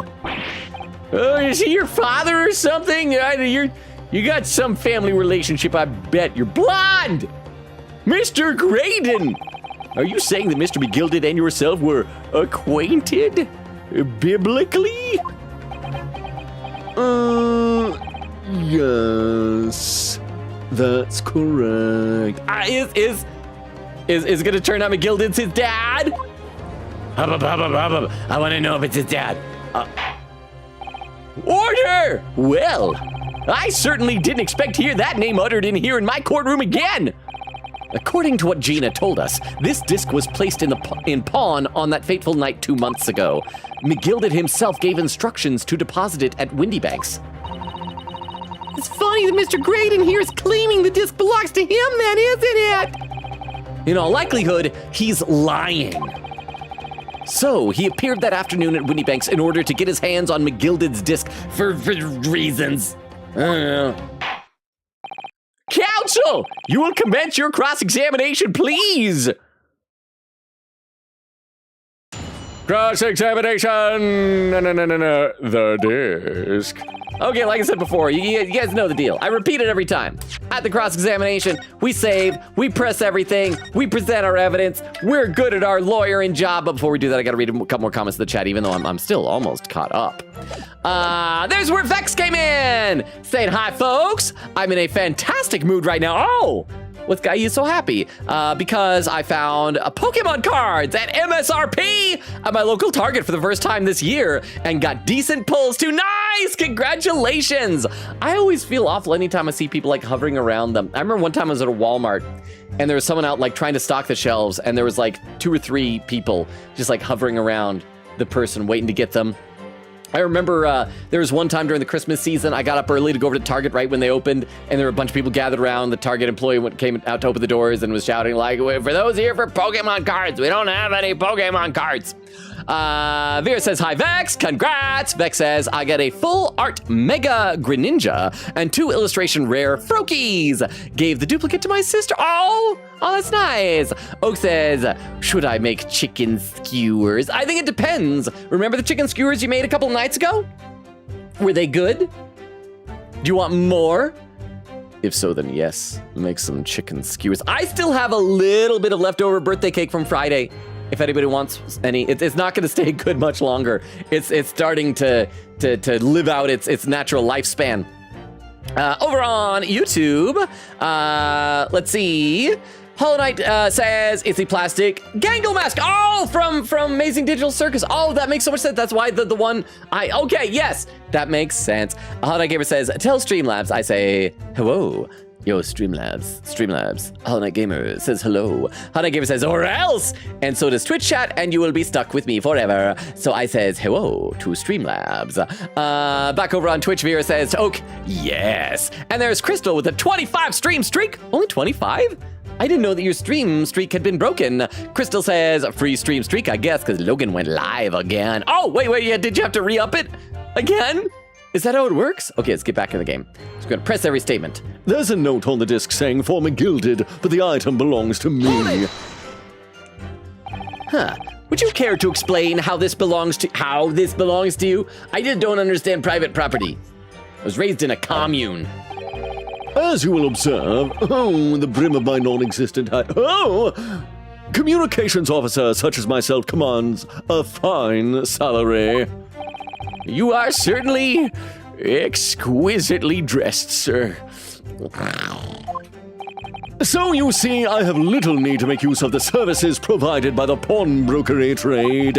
However, I did once find myself in difficulties having misplaced my purse while on an errand. Purse. See, like I said, it's gonna turn out he's really a lady. Which is why I pawned my fine black overcoat to the broker in question. You claim that was your overcoat? Obviously, and in my haste, I clean forgot that the music box disc was in its pocket. And yet, there is a note on it that reads, for McGilded. It was going to be a birthday present. I'm a collector of rare and unusual music box music. I first met Mr. McGilded at the Gentleman's Club in the city and was interested. Is Gentleman's Club, is that slang for something? Is that like a strip club? Or like a brothel or something? And was interested to discover that he shared my penchant in that area. So the disc in question Is a pre-production sample. I promised to let Mr. McGilded hear it. But then you forgot it was in the pocket of the overcoat you were forced to put. Can we, if we remember correctly, the coat did not fit him. It was even bursting at one of the seams because of that. Can we just like, I mean, Gina's still got the coat. I think she's wearing it. Have him like put it on. It's like have an OJ, if the coat don't fit, you gotta acquit Gina Lestrade moments. Yes, exactly. Gina didn't mention any of that in her testimony 2 months ago, did she? No, because McGilded had threatened her to keep her mouth shut. Which means that if we dig too deeply here, it's going to expose Gina's perjury. Okay, if that is interesting, that does mean that he just received that, like McGilded had just received that disc. I think the more likely conclusion is that thrice-fired Mason probably gave it to him. But then, why would McGilded have killed him right afterward? Was it to like shut him up because he knew too much? It's going to expose Gina's perjury. Oh dear, this is complicated, isn't it? Let's leave it alone for the time being. The redemption ticket was stolen from me by the accused, that filthy gutterling, on the day in question. Hold it! So you're saying that Miss Lestrade lifted the ticket from your pocket or bag? That's right, despite being mindful of danger when walking in the insalubrious areas her kind frequent. Objection! Ay, ay, ay! Miss Lestrade did no such thing! Oh, well, of course you would take that stance, but the girl is a regular offender. If only we had like obtained that flyer that he had with his drawing of Gina Lestrade on it, and then we could show it's like, no, you were tracking her. You came to the pawnbrokery that day prepared with all the information you needed to identify the defendant. You were looking for her. That's what brought you to Windy Banks. To get your hands on McGilded's disc. Objection! My learned friend is a veritable font of nonsense. Nonsense! I concur with the prosecution. Counsel, you will refrain from conjecturing in this way. Is that clear? I mean, it would be great if we could be called as a witness since we witnessed it, but then Gina wouldn't have a lawyer, I guess. Yes, my lord. Then I will continue with my testimony for what possible use it can be. I need to read some more in the chat. This is taking a long time. I feel like this is very straightforward, but it's taking a long time. Crystal says, already read that. See, Oak says to Vero, okay, I will take my meds and then make chicken skewers. Crystal said, sorry, I still feel sleepy. I slept at 4 a.m. I can never keep track of what time it is there because the time zone difference. So wait, you went to sleep at 4 a.m. What time did you get up at? Did you get up just now? What time is it? How much sleep have you had? Vero says, relatable. Crystal says, epic mentioned. Queen says, I just made, wait, was that have to do with Hollow Knight's, Hollow Knight Gamer's song lyrics over there? Queen says, I just made fun of the guide in spoiler chat for a reason, and then Logan proceeds to prove me wrong in thinking the guide is funny. Oh, was the guide not funny? Wait, what? Is it a spoiler to tell me what the what? Hi, and I'm almost caught up, so I'm gonna stop right there and take a look over on YouTube chat. Hollow Knight says, I got some cookies and coffee caramels. I'm only on YouTube because Twitch is so laggy. Is laggy so bad? Okay, I gotta ask everyone on Twitch side of chat, are you experiencing lag real? I know that like it cut out, but I hope it's only on Hollow Knight Gamers, and because if it's for everybody, then I feel really bad, huh? Important question. I just saw a poll on Tumblr that I think you would have good opinion for. Which Rodimus from Transformers more than meets the eye have a Blaziken? Yes or no? Okay, if we're just like saying in general, is that a starter he would pick? Oh, absolutely. It goes with his color palette quite well. If it's a matter of like, is this the starter that Rodimus Prime would use, like, just out of any starter ever. I don't think so. I think that if he picked one, it would be, what was the soccer rabbit dude? Even though he's, like, predominantly white, I was just trying to like, subtly Google it. But, I don't know, I did, because he just seems like more, like, yeah, Rodimus. But no, the fire thing, especially, yeah. I think just in general, is that a Pokemon that Rodimus would have? Absolutely, I concur. But thank you very much, the 10 bits. Thank you. And you should give Vero's opinion on that as well. Let's see. Oh, and over on YouTube, Hollow Knight Gamer says probably just my Wi-Fi. Okay, good. So it's I was worried because, like, I've been doing so good with not transmitting lag. But I'm sorry that you're having to deal with that, Hollow Knight. And then you should play Pokemon at some point. We did play Pokemon Violet on stream once. That was fun. Well, more than once. Oh, and a pin message has appeared on Twitch. It says no lag, written by Vera, pinned by Crystal. Thank you very much. I appreciate that. Okay. So that's nice. Okay, get back into this. I proceeded at once to the shop in order to explain my situation and redeem my article. Hold it! Had you ever been to Windy Banks before? Hi, ba. Okay, I'll vote yes in general, thank you. It's a Tumblr blog where you enter in characters and what Pokemon you think they'd have, which then people would vote if they agree or not. Ooh, is it like just any characters? Are there other Transformers? I'd love to chime in on other ones. But thank you very much, Queen Katie, for the 10 bits. I'm trying to think what other ones, like... Oh, I don't want to get too in the weeds on that. I probably should play some game, but thank you, Queen Katie. And thank you for casting your vote correctly. Only once for the purposes of pawning something, but like many, I enjoy browsing in such establishments. Wait, hang on. Did I say something? What was the question I was asking? You've been to Windy Banks before. Yeah. Okay, so you browsed. So, when you noticed that the pickpocket had taken your ticket, you chased after her. Is that correct? Yes, that's right. I didn't notice at first, of course. Such is the art of the pick purse. But when I did, I headed to the pawnbrokery at once in order to reclaim my coat before the thief could. I was merely trying to recover what was rightfully mine in the first place. He can say what he likes because he knows we have no evidence to contradict him on this. We also still have that other pawnbroker ticket that expired 2 days previous, right? For the box, I'm guessing it was like maybe the music box that'll translate this into secret code messages that he'll transmit via Morse code to whatever foreign countries he's leaking secrets to. In the end, of course, the disc was taken by the police. Hold it! Yes, it was taken by Inspector Gregson here, wasn't it? That's right. This was the very man. Apparently, the police are collecting anything that has a connection to McGilded as evidence. Okay, so is he gonna finally chime in? Will he be nice this time? Is Gregson gonna redeem himself and his posterity? That's what the inspector said, at least, as he seized my disc. I think I remember him saying that. I want to press the final statement as well, so we'll come back to this before we pursue. And thanks to the skirmish with the wastrel, I snagged the end of my thumb at the same time. And the disc in question, is this disc here? It would be great if Gregson chimed in the fact that he was brandishing a gun. Yes, it is.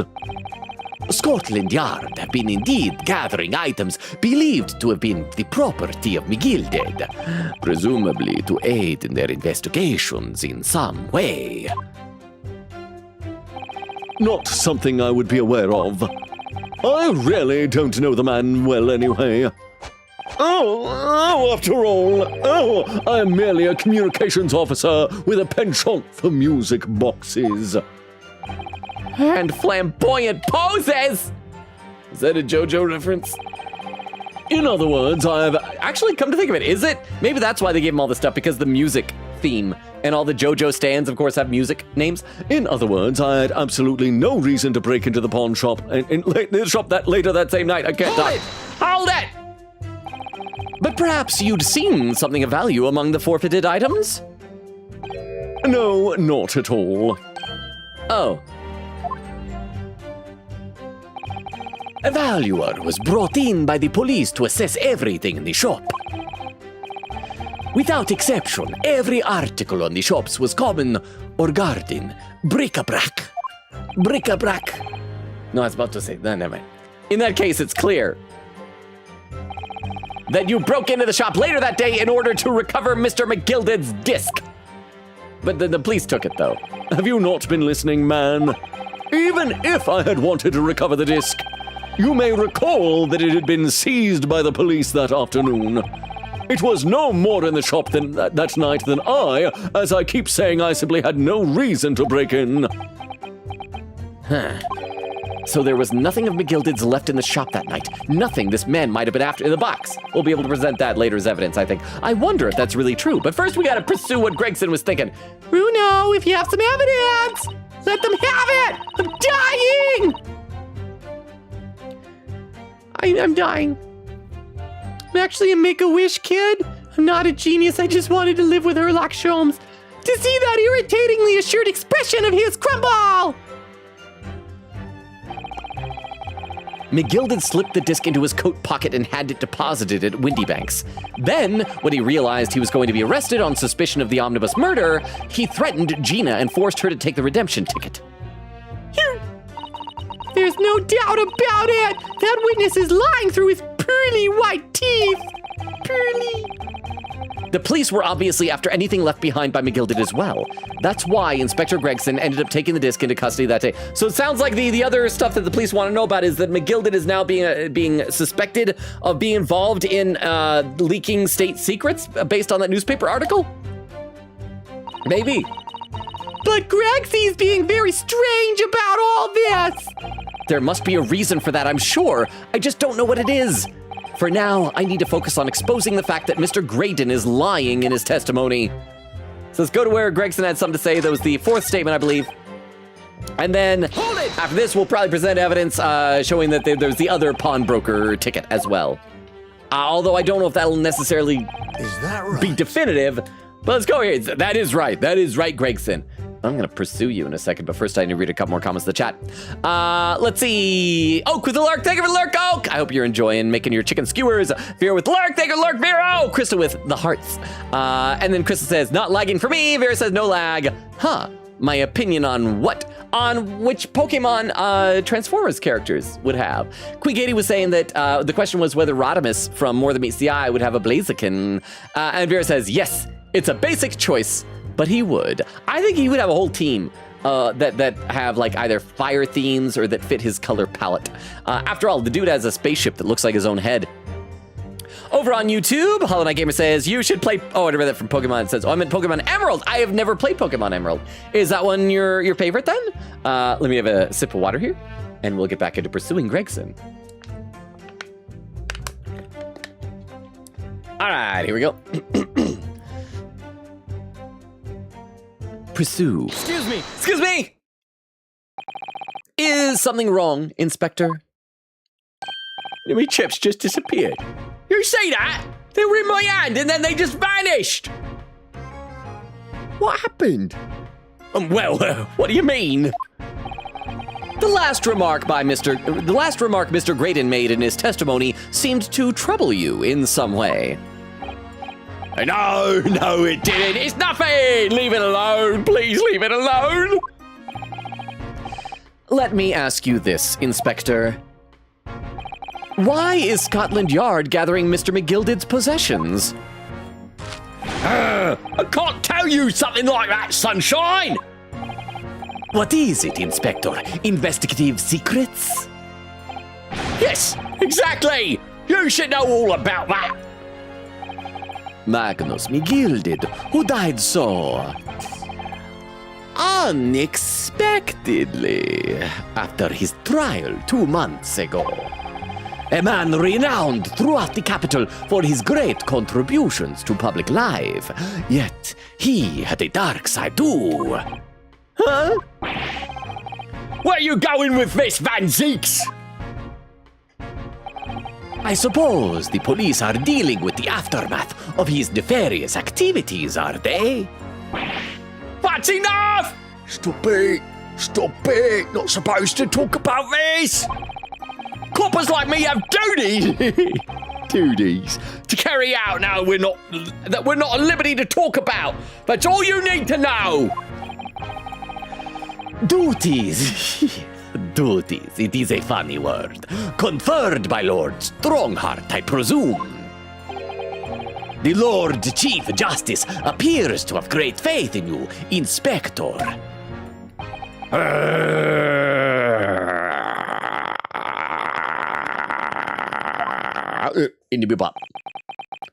Bottom line is, if you want to get more out of me, you're gonna need Lord Strongheart's paw print first.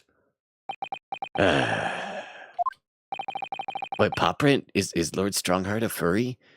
Does everyone know this? What kind of animal is this persona? Is he a lion? He seems like he'd be a lion. What's all this about? It's like there's something going on between Gregson and Lord Van Zeeks here. The sexual tension is so thick I could cut it with a sexual knife.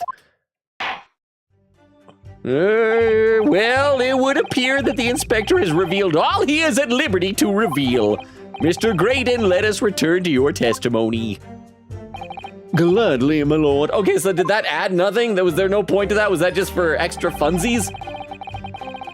Okay, so let's save and then see if we can present some evidence here. I assume it's going to be this statement, and I'm guessing it's going to be the other pawnbroker ticket showing the box that was there, and we'll just assume that was the box that needs to be played for the disc or something like that. I don't know. Oh, crap. Wrong button. So got to go into present. And yeah, I'm going to say pawnbroker ticket box. I mean, I guess I can think about this some more, but let's give it a try. Let's try it. Let's present this. Present. Objection. Hey! 2 for 2 tonight. This is my 2 for 2 dance. This disc was deposited at Windy Banks on Magnus McGilded's instructions. You knew that, and you went there with the intention of obtaining it for yourself. Objection! Conjecture again! And in any case, the disc was taken into custody by the police that afternoon. The witness had no reason to visit the pawnbrokery again that night. Objection. Sorry, my learned friend. But that's not true. What? Mr. McGilded had another article in pawn at Windy Banks, as this second pawnbroker's ticket proves. Oh, no, it's not the bullet in my arm. It's the bullet in my xiphoid process. Oh. There were 2 articles belonging to Mr. McGilded in Windy Banks pawnbrokery, and the reason you broke into that shop that night was to recover the second one. Together with your 2 accomplices, the Skulkin brothers. But let's just say that they're allowed to get away with it because they're fun. They're whimsical. Oh! I mean, I feel like that's common, right? The henchmen, the goons, are always so much more endearing. You never want the goons to get punished. You just want to let them goon all they want. Just goon away, my friends. This is the second ticket, is it? What had the man deposited? The article description reads, 1 small box. A rather vague description, it seems to me. Are you suggesting that I broke into the pawnbrokery with these clowns in order to steal some trinket box? Hope that's not like making them sad that their friend is calling them clowns. Huh, yeah? Okay, now I can tell you what I was making fun of the guide for. Oh! It says to present this ticket, but also said if you present the code ticket, you will get penalty. Which I wondered why they said that to the reader when they already told you the actual presenting item, and then you said, oh, maybe I should present. Oh, present the coat ticket. I shut up. Wow. Look, there's 2 tickets. It's easy to mix up. There's 2 tickets. I knew what I was doing, though. I eventually got there. But thank you very much, Queen Katie, for the 10 bits. I appreciate that. I mean, that is the thing. It's like whenever you're someplace that has some oddly specific sign, like if you'll go to the zoo and it's like, don't drink the water that the penguins swim in or something like that. And you know it's there because some idiot did it. The signs that it's like, why would anyone do this? But of course someone did it because there's a sign now. There would not be a sign if they didn't have a problem. And so thank you very much, Queen Katie. I apparently am now retroactively the reason for that sign. Over on YouTube, Hollow Knight Gamer says, my favorite is actually a fan game called Pokemon Radical Red. So what's the gimmick of Radical Red? I know Queen Katie was playing a Pokemon fan game recently, right? That was the one who was like, all the Pokemon are girls or something like that. I still would like to play Z to A at some point. I'm pretty sure that they have a Switch 1 version of that you don't have to have a Switch 2 for that, I believe, if I remember it correctly. But let's keep playing here, because I actually did something, I was gonna say smart, but more accurate, we'll just say not dumb. Are you suggesting that I broke into the pawnbrokery with these clowns in order to steal some trinket box? I believe there are adequate grounds to suspect that you did. This is absurd!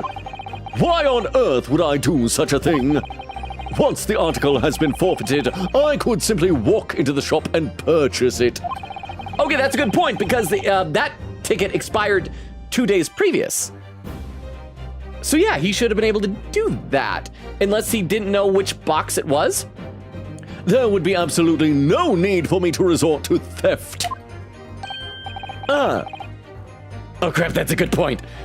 Oh my goodness, he makes good points. Indeed. The witness makes a solid argument. So that means that for some reason, this Graydon fellow needed the small box that very night, does it? Wait. Oh, so we're saying he couldn't wait till the next day. Oh, okay, that's an interesting conclusion. So it's not a question of whether or not he could have bought it the next day. It's okay. It's not whether or not he could have bought it the next day. It's whether or not he could have bought it the next day. So he needed it that night. But it doesn't matter, because I'm assuming that that's going to be the box that played the disc, but the disc was already gone. So what good would the box have done so long as the disc was still in police custody? Objection! It's time to put an end to this nonsense, my lord. Could you be a little less cryptic, Lord Van Zeeks? You're doing your old vampire vibe again. I do hate to ruin my learned friend's argument, but the truth is quite incontrovertible. On the night in question, no small box was taken from Windybank's pawnbrokery. And rest assured, the prosecution can prove it. How? Did they take like full inventory of everything that night? We got a pin message on Twitch, written by Queen Katie, pinned by Crystal, said, oh, another one. I won't TTS this one. Would Megatron from Transformers More Than Meets the Eye have an Aggron? I gotta remind myself which Pokemon Aggron is. Some of them I don't remember my name. Oh, you know what? I could see that. I could see that. I feel like there might be, I could probably figure out something if I really thought about it that could be even more appropriate for him. But yeah, I could see that. I could see that. Sure. Why not? But let's read some more comments in the chat. Let's see. Quickity says, any characters from any media. I'm learning about different shows I've never heard and of people's opinions on what Pokemon they would have. If I see more Transformers posts in the blog, I'll share it to the Discord channel. Awesome! Said, yeah, I was playing Moemon. That's what it was. I still need to finish it. I was right. It was right before the Elite Four, too. Jude is here saying, who are these dweebs? Were the dweebs, were they the Skulkin brothers? Nash and Ringo Skulkin?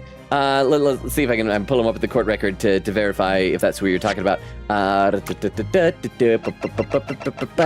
Were these two? They are delightful. They're henchmen. They're goons. And they are whimsical and fun. They are the henchmen of the bad guy here, Ashley Graydon. He's a thief and a murderer and possibly a leaker of state secrets, but he's trying to get away with it. How you doing, Jude? Queen says pear and apple. That is also an accurate description of the two of them. Jude says Ed, and Eddie without the third. Ooh. Which one are they missing?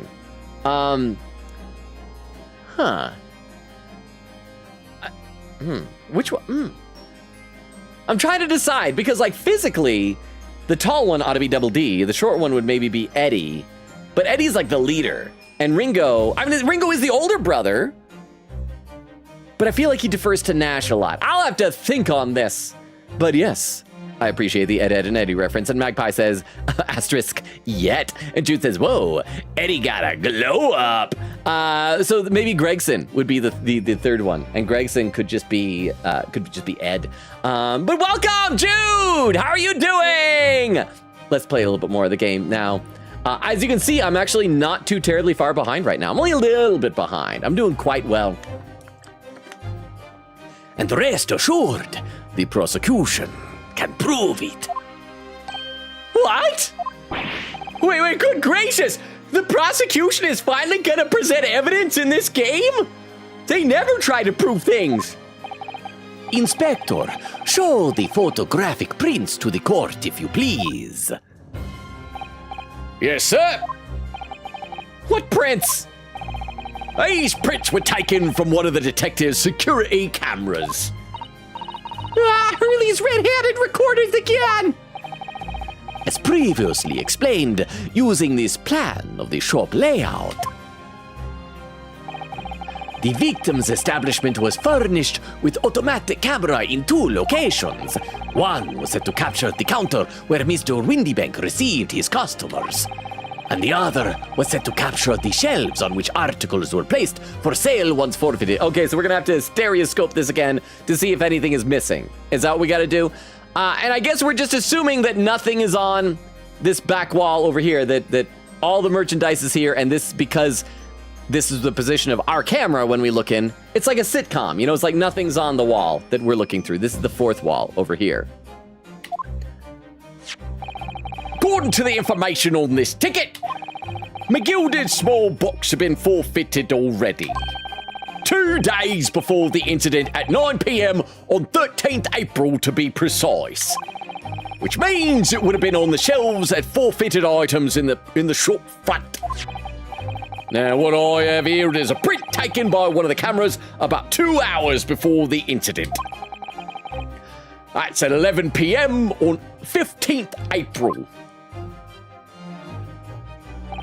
I was still suspecting, is this the box that I was pointing at in when we were in the shop? And in fact, it even looks suspiciously like a music box. It has like a crank and everything. Although the green box above it does stand out because the green color. It's gonna be one of these two. Oh no, this was the one that I was looking at before. I guess it could be any of them. But so is Van Zeek's just gonna say they're identical and we're just gonna look and say like, no, you're wrong. There is something missing.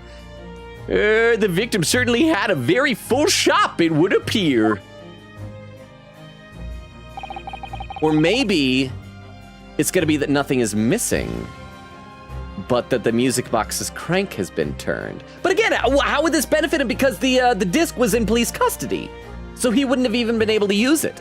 Unless Strongheart is in on whatever information secret leaking Graydon is doing and gave him the disc back and was like, you know, go over to the pawn shop and listen to it, see what's on there. And then here we have another print. This one was taken about 2 hours after the incident. Okay, so the crank is not different. All 3 of those boxes I was looking at are still there. I see. So we have 2 pictures to compare. Okay, we gotta stereogram this, everybody. Though I must say that placing them side by side leaves me cold. We said this before, we can use stereogram techniques to figure out if anything is different. So I gotta step back. And I gotta get further back, because... Up! You guys see it? Can you guys see it? You see the difference? I was able to spot the difference. Were you guys able to spot it? Using our stereographic techniques, this little box has moved. See, because there's a picture frame behind it. At 11 p.m., it's right there. At 2 a.m., it's right over here. I gotta ask, is that the box that I was sussing when we were actually in Windy Banks? Was I correct? That it is the box of that box has moved. So yay! We got it. Dear me, that's starting to make my head ache. Are we gonna need to talk to that one random juror about stereoscopes again? Obviously, at Scotland Yard, we consider theft as one possible motive in this case. We explored the possibility that something had been taken in addition to the victim's life. So your men have already compared these 2 prints thoroughly, Inspector? Yes, sir. We counted every single item in these two photographic prints. And the odd conclusion is that exactly the same number are present in both. Yeah, one moved. Ooh. In other words, nothing was taken from the pawnbrokery on the night in question. Well, I mean, since the one box was moved, it's possible. Oh, did the ticket say that the box was locked as well? I'm trying to remember. It doesn't say. But it's possible then that even if the box wasn't taken, if he had the ability to open it, if it was locked, he could have just taken out whatever was inside of it. And my learned friend's assertion is nothing more than a hopeful fantasy. Yeah, you go! Oh my goodness! That was not because of what he said. I think I just had some sort of a weird cardiac incident. Oh, I don't believe it. If I could have just shown that he'd stolen McGilda's pawn box.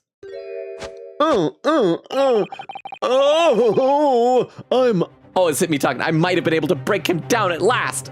We still gotta wait a while for our breakdown, I'm guessing. Let me read some more in the chat. Queen Gator says, oh, another one. I won't TTS this one. Would Megatron from Transformers more? And Agron says Megagron. Oh, I like that. Magpie Megagron. And Vera says, Unlurk, welcome back from you, Lurk Vero! Queen Gator says, honestly, I was surprised the user didn't submit the Mega version, lol. Jude says, interesting accent you got for fanzeeks. Yeah, somebody else commented on that recently. I'm trying. Emphasis on the word trying, not succeeding. I'm trying to make him be like a stereotypical vampire, like a Dracula sort of thing, but it's not a very good accent. But yes, thank you, Jude. And Vera says, I honestly wouldn't know about Agron. It's a really vague one. Vex says, gotta go. Have a commitment early in the morning tomorrow. Can't stay up any longer. Think of the very small box stream. Thank you for being here, Vex. Good night. Have a good rest of your night. Sleep well. I hope everything goes well tomorrow. Quigita says to Vero, the propaganda on that one is that it's steel/rock and similar colors. And then Magpie says, good night, Vex. And then Crystal says, a nighty night to Vex. Over on YouTube, let's see. Hollow Knight says, hi, Magpie. Says, what about YouTube chat? I'm saying hi to YouTube chat right now. See, I'm checking out YouTube chat. Or are we asking if Vex was going to say goodnight to YouTube chat? I see all of you. I see you guys lurking on YouTube. I appreciate you being here. Any comments you type, I will read eventually. Let's get back into this. I might have been able to break him down at last. You know what, Runo? I've been thinking. I wonder if these two photographs really are exactly the same. Okay, game, please trust me. Don't make me like talk to that one juror again. What? So, counsel, in the light of the evidence put forward by the prosecution, what is your position?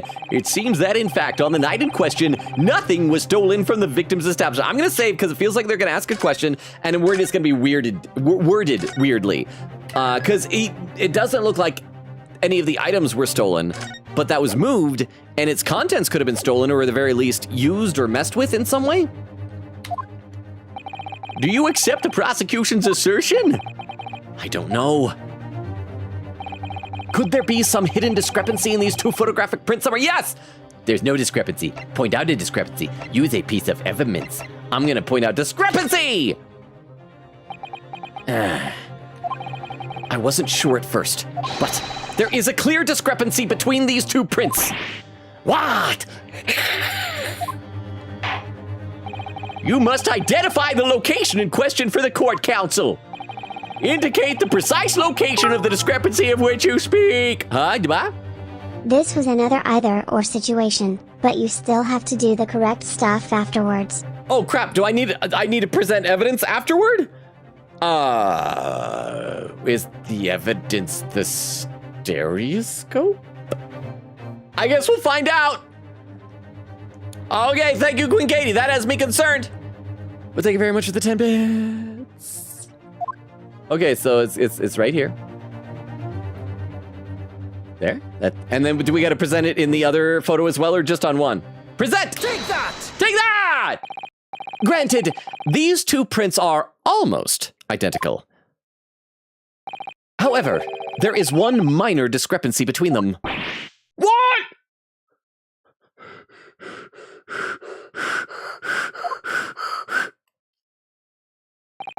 when you view the two pictures stereoscopically. It's like magic. Woot. A single area stands out as being different. The location of this small box! This is really cool, I have to admit. I enjoyed the opportunity to partake of a stereoscope. Also, crap, did he say smallpox? Because that is still deadly back in nowadays. I think it's still deadly back in future days, but it's more eradicated. Let me wait! Unbelievable! Hubbub, hubbub, hubbub. Pass that stereoscope around. Let us take turns. Oh, by Jove, you're right. How extraordinary. Oh, I forgot. Crap. Before tonight's stream, I was going to Photoshop Van Zeeks to be cross-eyed for Vero. And I forgot. I'm so disappointed in myself. By Jove, you're right. How extraordinary. What this tells us is very simple. Mr. McGilded's small box was indeed not stolen from Windy Banks on the night in question. Ba-ba-ba? Point out discrepancy equals pointing it out. Piece of evidence equals present item, which would be the stereoscope, which still leads to the same situation, but juror 3 is filled with much glee, and the box will be highlighted for you. Oh, so we wouldn't have had to do it ourselves? Well, you know what? Juror 3, he could just do his job as a juror. I'm sick and tired of him shoving his face into everything. But now I also kind of wonder if the dialogue would have been delightful. I'm gonna save, but I'm gonna stagger our save just in case I get so bothered by this that I decide to go back and see what he would have said later. But thank you very much for the 10 bits and for the information, Queen Katie. Mr. McGilded's small box was indeed not stolen from Windy Banks on the night in question. However, there can be no doubt that somebody picked up this particular box and then returned it to its place on the shelves. Are you suggesting the small box originally deposited by Mr. McGilded is in fact... Yes! The very same small box I just identified in those photographic prints. Objection. Mindless guesswork. What if it was? Why is he scary? So, a box was moved on the shelf. Nothing was stolen. Which means, quite simply, nothing has changed. That may be true, but... All right, McGilded's box wasn't stolen, then do we know its contents? But doesn't the fact that it was moved like that change things? I'm gonna save and say, yeah, it changes things. It's a difference. Shows somebody messed with a box. I don't know about you, chat. I wouldn't want someone messing with my box. Someone comes over to your house and is like, let me mess with your box. I'd say no. Changes everything. I believe this changes everything about the case. How can that possibly be? The crucial point is the fact that what was moved was a small box. In other words, we have to consider what might have been inside that box. Can we go to the pawnbrokers now and check to see what's in it or if it has been opened? What are you suggesting? Oh. I'm suggesting that we need to examine that box as soon as possible. Okay, we're gonna take another recess to go get the box. Is that gonna be the end of this part of the trial? We're gonna dismiss again. A vital piece of evidence is sitting on the shelves at Windy Banks as we speak. Objection! That won't be necessary.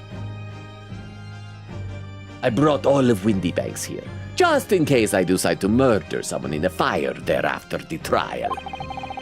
Some little box belonging to a man who died 2 months ago can't possibly be relevant to this trial. And Gregson's gonna chime in and say, no, he needs to see it. Everything that belonged to McGilded, he needs to see. The court does not uphold your objection, Lord Van Zeeks. Bailiff! Arrange an officer to go to Baker Street at once. Obtain the small box in question and bring it back here for further examination. I keep wanting to say smallpox. I don't know why. I'm just glad there's not a box for chickens. That'd be a chicken box. Silent, glaring. Oh, can I glare too? I love glaring. Oh. Is it to be continued? Oh no, we just glared at each other for an hour. We should have a report within half an hour. I think perhaps we should recess for a short while until the evidence is brought forth. To be hoodwinked by such a farce! Humph! Disappointing. I beg your pardon, Lord Van Zeeks! This is nothing but a smoke screen. A Japanese specialty, it would seem. What you trying to say? My learned friend has persisted with the same line of reasoning from the very beginning. That this witness's intent was to steal an article belonging to Mr. McGilded from the pawnbrokery. Yet, common sense tells us that none of the articles have value enough to be worth stealing in the first place. Again, it's like the information on the disc. The information on the disc. But once again, I don't know how that would have benefited Graydon if the disc was in police custody. I gotta read some more in the chat. I need to figure things out. I need a sip of water, though. Let's see.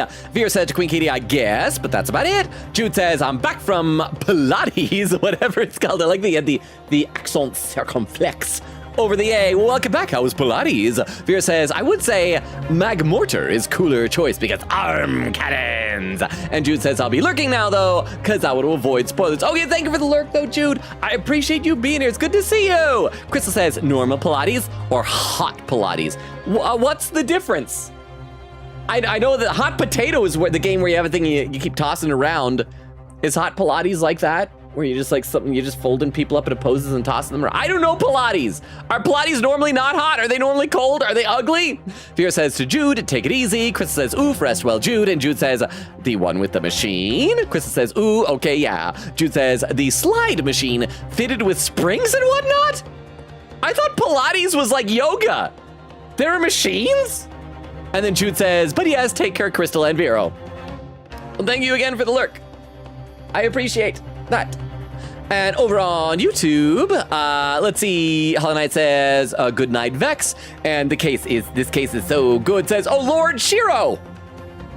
Welcome, the Lord Shiro. Have you been here before? Have you, sometimes people change names or I might forget. I try to remember everybody. Lord Shiro says, how does Van Zeeks know the value of everything? He's just that good. He's one of those guys they call on Pawn Stars to give the value on stuff. He just can tell. But it also checks out with what Windybank was saying earlier at the beginning of the case with the disc. He's like, no, this is worth hardly anything. It's worthless. But again, I think it's the information that's on it. I don't think it's for music. I think it's going to do either Morse code or something like that. It has to do with the leaking of state secrets. But Lord Shiro, welcome. Let me give you the rundown the channel real quick. First of all, hi, welcome. My name is Logan. We stream Tuesdays, Thursdays, Fridays, and Sundays. We're streaming on both Twitch and YouTube, and so I'm reading both chats. I'm basically staying mostly caught up on YouTube chat. I'm behind on Twitch, but I do read everything in chat. So if you make any comments, I will read it eventually. And we stream Tuesdays, Thursdays, Fridays, and Sundays. This is our main game that we're playing, The Greatest Attorney Chronicles. On Tuesday, we finally started Deltarune Chapter 5. I was waiting a couple weeks to give members of our community time to check it out. So that means tomorrow will be Deltarune, and wherever we end up leaving off, we'll probably wrap this stream up in like about an hour from now, and then wherever we leave off tonight, we'll continue on Sunday. So welcome. I'm guessing, are you a fan of Ace Attorney? Oh, and I should do this also. I keep forgetting to do this. I should post our link tree into the chat. This has all of our social media, including a Discord invite, YouTube, Twitter, Twitch, TikTok, all that stuff. You can check it out or ignore it. There's no pressure. I don't want you to feel like I'm doing like the hard sell. It's like, yeah, click the like and the bell and the subscribe and all those things. That's entirely up to you. It's there should you feel inclined to check it out. But welcome. Let's see. Oh, Lord Shiro says, nope, you popped in my feed with GAA. I love this game, so I thought I'd peek it. Oh, fantastic. This is, we played most of the Ace Attorney games. This is a blind playthrough for me, so I don't know what's going to happen. But we've played all of the other Ace Attorney games except for the Professor Layton crossover. So the last one we played before this one was Investigations 2, which is a lot of fun. I really enjoyed that one. In fact, I keep needing to work on them. I need to make some more like highlight videos of the other Ace Attorney games. I want to make one for Apollo Justice and Dual Destinies, Spirit of Justice, Investigations 2, and all that. Lord Share said, came in at a great time. It's getting spicy. Said, Deltarune is on my ever-growing to-play list. I recommend it. It is very enjoyable. Hollow Knight Gamer says, what's your favorite Pokemon? Are you asking me or Lord Shiro? Mine is Scizor. In fact, I've got... Here, my microphone's probably in the way. I'll move for a second. You can kind of see it. Right there. I don't know if you can see it on the screen, but I do have a Scizor plush on the couch back there. So that is my favorite. And Lord Shiro says, links on the internet are how you get hacked. GAA Chronicles is my number 3 game of all time? Well, then what's number 1 and 2? My number 1 favorite of all time, it is a retro game, but it's Final Fantasy VI. I love that game so much. And let's see, Lord Shiro says, I played chapter 1 and 2 of Deltarune. Okay, so yeah, you already know what it's like. I recommend it. Check it out. Have you done the weird route in chapter 2? And Hollow Knight says, mine is Mega... Oh man, I always say this one wrong. Rayquaza. I'm probably mispronouncing it, and I apologize. Let me take a look over the Twitch chat again. Let's see. Vera says, my biggest Pokemon and Transformer propaganda is Skids having a Blastoise. You know what? I will accept it. Especially because you haven't seen this, Vera, but in the old Marvel comics, there's a very famous scene where Skids gets car washed by a very attractive human female. And so, like the water type, it fits, and it's blue. Quick says, what do you think Fix-It would have? Ooh. Well, that's a good question. Gotta be something like small and smart. Vera says, Rotom maybe. Oh, yes, perfect, Vera. Queen says, oh, yeah. And Vera says, it's okay, long nah. And Bumbo, the whole command says, except this time, it is face. And Vera says, quote, I brought all of Winniebanks here. No, but he would. And again, it would be like afterward, if we get Gina Lestrade acquitted, he'd be like, so, do you want to come and take a look at the evidence? Go into the Winniebanks we have set up in the courtroom. Don't mind me striking flint and steel together over here. But once again, I want to reiterate my theory. I think it was Strongheart who killed McGilded. I don't have any evidence for it, but I still think that's what's going on. Lord Shear says, I'm not trying to overlap playthroughs, so I need to finish current game. That is understandable. I tend to do about 2 playthroughs at a time, but I can't do more than that. So number 1 is 100 Line! And Legend of Zelda Tears of the Kingdom. We have streamed both of those games. We just barely finished, well, not barely, about 3-4 months ago, finished 100 Line. That was the game we were playing right before this one. So congratulations on that. So this 100 Line is the current game I'm playing. It's a branching narrative game. I'm 275 hours deep and got like 20% of the game left. Yeah, we only played for a few endings. We only got a few endings of that. But I hope you're enjoying it. I'm curious if you have any favorite character in 100 Line. I should play some game. I'm sure there are some lurkers that probably want to see some actual gameplay. But again, welcome, Lord Shiro. Good to have you here. Yet common sense tells us that none of the articles have value enough to be worth stealing in the first place. Oh, and I should also, before I get back into the game too much, Lord Shiro, I should mention if you want to check it out, I even have like a bunch of 100 Line, oh no, crap, maybe you shouldn't. I was gonna say get a bunch of 100 Line shorts on my YouTube shorts, but if you're still playing it, I would say wait till you're done, because they might have spoilers if you're like, I don't know what endings you have and haven't gotten yet. So, yeah.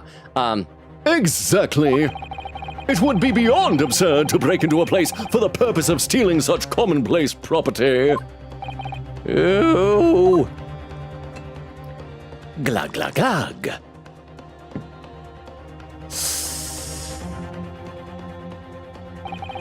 If your lordship recalls, Mr. Begilded perished 2 months ago, immediately after the conclusion of his trial.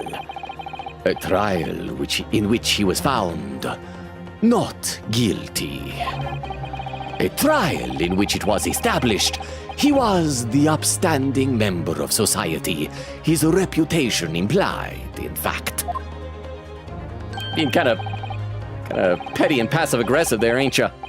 So, I propose a toast to my learned friend and his most insightful defense.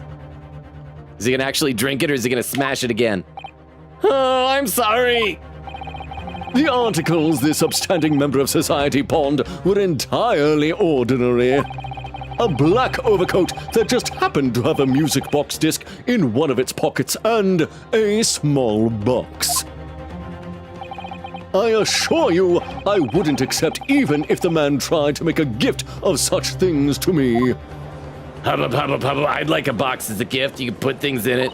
No, you know, that does rather make a lot of sense. It's not as if it was gold or jewels, is it? Though goodness knows Mr. McGilted was rich enough. But you can't deposit such at pawnbrokery, I'm quite certain of that. The prosecution's argument is undeniably compelling. It is incumbent on the defense now to bolster its argument. You see, I did not drink it. I did a toast, but did not drink it all in your face to explain what possible significance these commonplace articles pawned by the fine citizen could have. Ha! Well, counsel, is your argument in fact demonstrable? I don't know, I gotta say. Probably, maybe. I'll check my court record and see. We gotta find significance for it. Again, I believe the significance is that the box is maybe some sort of a player for the music disc, but the music disc was in police custody. So why would he need it that night in order to go in and rob it? We got the pawnbroker's ticket. This is the one for the box. One small box, 10 shillings. I mean, I guess he might have been worried that someone was gonna come back the next day and purchase it, but he could have just come right when they opened. Gina's representation papers. Okay, Wait, did he shatter a glass while I looked away? He did? Failed 20th glass became 13th shattered glass. I think it's 20. I may have miscounted at some point, I do not know. 13 shattered glasses! That's beyond the 12 days of Christmas. So you can't give that as a gift to your true love. Besides, most of the gifts should be birds, apparently, according to that song. I just saw on my overlay at the bottom of the chat, Lord Shiro has now appeared on Twitch. Welcome, Lord Shiro. I mentioned before, I read every comment. I'm behind on Twitch a bit, but I do have an overlay that shows me the very bottom of the chat that has a little box that appears when we have a first-time chatter. So welcome, Lord Shiro. That was like a jump scare right there. I guess, yeah, I'll pause and read some more in the chat, and then we will get back into looking through the court record here. So let me read some in the Twitch chat to get a little bit more caught up. Honestly, though, I'm not as far behind as I usually am, Lord Shiro. I sometimes will get like 45 minutes to an hour behind in chat. I think I'm like 10 or 15 minutes behind right now, and that's all. Let's see. Vera was saying, oh yeah, I read it. Crystal says, they are IFing/J. It kind of looked like it. Queen K with the timestamp, 1 hour, 58 minutes. See, oh, look at that. See, I'm 10 minutes behind on Twitch. Says nearly 2 hours already. I know we're past the 2 hour mark. I feel like we haven't really done anything tonight. Crystal says, Pilates and yoga are similar, but no, it's not yoga. Yoga is relaxing. Pilates is the pits of heck, especially if it's hot Pilates. So what is hot Pilates? Do you just like turn up the heater so you sweat a lot? I don't know what that is. And over on YouTube, I gotta scroll up a little bit here. Let's see, Lord Share says, 100 line, bro, hey! I know, it's always good to see people doing that, because we started our community very first with playing Danganronpa. And I'm looking forward to Danganronpa 2x2. Kind of bummed it was delayed, but yeah, so 100 line was very nice. Plus, we have some people in our community who also really like games like, why am I spacing on it? Was it the 999 game? 0 hour, zero escape, zero escape, 999, and all that. And of course, AI the Somnium Files, which we played a little bit of, so that's the other creator of 100 line. Lord Shear says, bro, you gotta keep going. It's tough to choose, lol. I want to avoid spoilers where I can for it. And that's totally understandable, yeah. But like when you're eventually done, you know, I don't know if you feel like it. The shorts are there, I'm just saying. Lord Shear says, but I'm telling you, the greater narrative at 100 line has shattered my morale so many times. It's insanely good. If you don't plan on doing the endings yourself, I highly recommend watching someone do them. I think I want to do more endings on my own time. We did, I guess I don't know which endings you have and haven't done, so I can't really tell you which endings. We did what I get the impression was the true ending, and one or two and other endings that I kind of messed up on along the way. I tried to do a blind playthrough. Chat overruled a couple of my decisions because it would have led to, I guess, apparently really bad stuff. And Lord Shiro said, drink the dang wine, Baroque! Wait, there's a Shiro on Twitch? Winky face. Danganronpa 2x2 is on my list to play. 999, I'm being forced to play eventually. Do you know the ending numbers? Oh, I don't.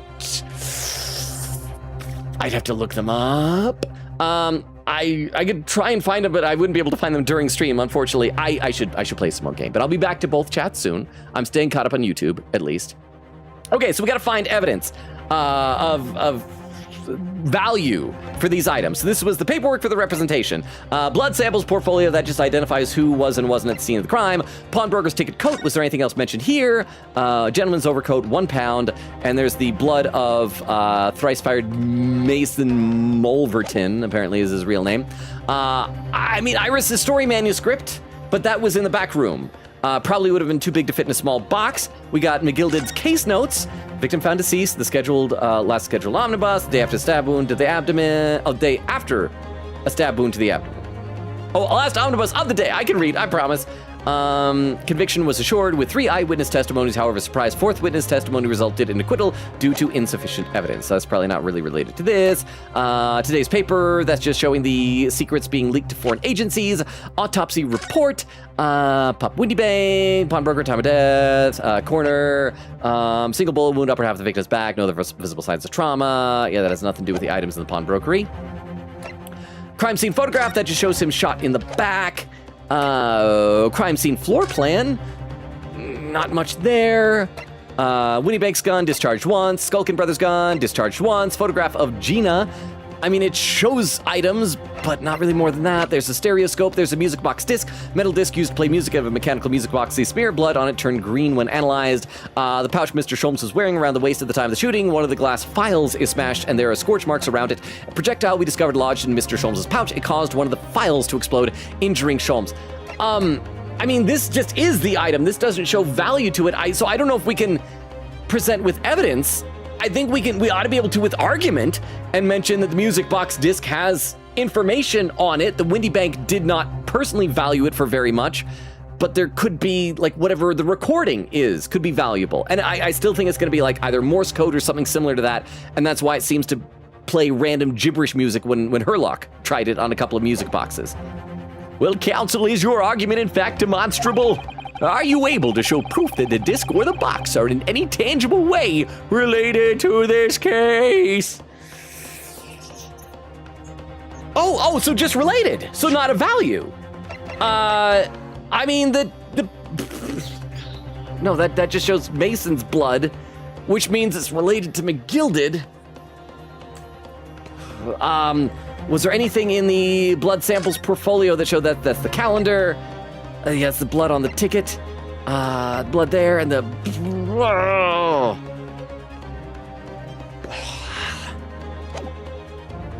Okay.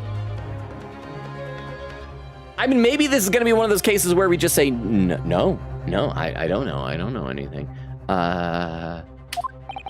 Well, did we save? Let me save in case it asks me what I'm supposed to do, because I really don't know what I'm going to do here. I guess we'll just, we'll do what we always do. Brute force it and save scum. Well, not always brute force it, but,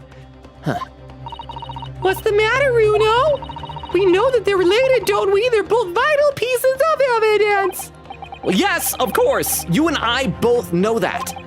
We know McGilded's true character, and we know the disc is significant, even if we don't know why. But if we explain all that to the court at this point, we'll have to acknowledge that McGilded's acquittal 2 months ago was a mistake. Oh, well! Big deal! Sometimes you get the wrong verdict, and then you find out later that the defense's argument was flawed, based on false information. Oh, boo-hoo. Oh, no! And that would mean admitting that Gina committed perjury. Honestly, it's better to have her convicted for that than murder. But Ginny... Could it be that Van Zieks knows? Is that why he's doing this now? Because he anticipated everything? Well, he was obviously, like, mocking us by you know, doing his toast to McGilded. But maybe... this could be a great opportunity for us. Sorry, what do you mean, Iris? Well, what is it you always say, Runo? Oh, sooner or later, the truth comes out every time. Huh? All right. the exact significance of the things that McGilded deposited with Mr. Windybank is something that only Gina can explain to the court. Oh, so we're gonna call her to the stand to testify? But if I put her on the stand to testify about that, it could critically damage our chances of winning this case. I think we just gotta trust that the truth will prevail, right? Isn't that the whole thing that from Detective Conan, one truth will prevail, or is that only from the English localization? What's the right thing to do here? Well, obviously the most interesting thing is have her testify. So have her testify! My lord, the defense would like to make a proposal. Oh, I accept. I am getting old and single. I don't know if I'm still fertile. I want to pass on my genes. While the court awaits the arrival of Mr. McGilded's small box, I would like to call the defendant, Miss Gina Lestrade, to the witness stand. The defendant? To what end? What could the defendant possibly have to say about her own murder accusation? It's to do with the various articles deposited at Windybanks by Mr. McGilded, my lord. Miss Lestrade has information relating to them. I believe it would be beneficial for the court to hear what she has to say. I will prove the significance of the articles in question once and for all. Okay, so good. We're not having to present evidence right now. Well, things are becoming interesting. I presume you've considered the implications of the testimony you're proposing? In particular, the impact it will have on the accused standing, and indeed your own. I have. Lord Van Zeek, would you care to explain that last remark? The prosecution accepts the defense's proposal. I move to interrupt the cross-examination of the current witness and hear from the accused herself. Okay. Very well, if you have no objection. So the court will now hear the testimony of the defendant, Miss Gina Lestrade. You witnesses in the stand may step down until further notice. Oh, Stop doing that to your invisible hat, bro. then I shall bid you good day. Wait. You don't get to leave completely. You must watch. You, sir, shall remain in the stand while Miss Lestrade testifies. Oh, okay.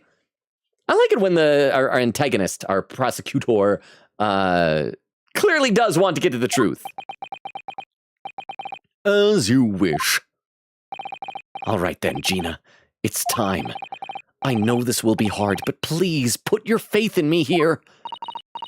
Good luck, Bruno. You're making a big mistake.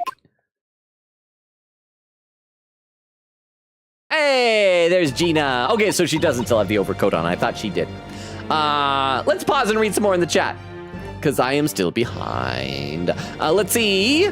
Vera saying, broken glass +1. Oh, there's where Lord Shiro came in and said, peekaboo, I'm over here now. It's amazing, that magic trick. Welcome to both sides of the chat, Lord Shiro. Vera says, welcome. Lord Shiro says, hee. Vera says, I'd ask Queen Katie about the endings. Oh yeah, for like the ending numbers or whatever. Lord Shiro says, what's funny about my playing of 100 line, I got arguably the worst ending as my first ending. Again, I can't say what the first ending I got was, but it was not what I expected at all. So how many endings have you gotten? Like I said, I only got I think we did 3? It was 3 or 4, I think 3, right? I think. Quickett said Logan got ending 7 and or 8 in one route, and then the final route ending he did was 1. I still have the 100 line guide I used for Logan's playthrough law. Hey, Avira says awesome, thank you. Oh, and a pin message. Lord Shear says 80 out of 100. Okay, so that's definitely not one we did. Did you experience 7 and or 8 by any chance? Because that was where we ended up first. I almost went off onto a route on accident that Queen Katie assured me would be unstreamable due to inappropriate content. And Lord Shear says, I literally just got 1, 7, and 8 on Monday. Okay, so I can talk about stuff, and it was not a spoiler to you then. So yeah, So basically, I didn't want Shoma to eat his wife. And apparently that was the wrong choice to make. So, yeah. Oh, hang on. In that case, you actually can watch any of my shorts because there shouldn't be anything in there that's a spoiler to you then, because those are the only 3 endings I did. So yeah, check them out. I'm plugging my shorts here. You actually don't have to. We do a lot of goofing off and just messing around in it, and you might get annoyed by it. I'm not sure. Back over on YouTube, let's see. Lord Cheer said I have a spreadsheet of what ending numbers I've done. Hollow Knight says, hello, I'm still here. Thank you for still being here, Hollow Knight Gamer. I do promise I will eventually get back to Silk Song. I hope you're not gonna get too impatient. You're not impatient. You're very patient. But I hope you're not gonna get. I hope it's not too frustrating waiting for that. And let's see. Lord Cheer says no worries. Hollow Knight says I recommend watching Manifest on Netflix. It's a good show. Is that the one where it's crap? Is that the one where it's something about a flight attendant? I think. Is that the one with the what's her face Kelly Cuoco from Big Bang Theory? Lord Shear says, I mean, you already made many bad choices up to that point, so Shoma dying wasn't a big loss at that point. I know, but the problem is that he was like the last of my favorite characters I still had.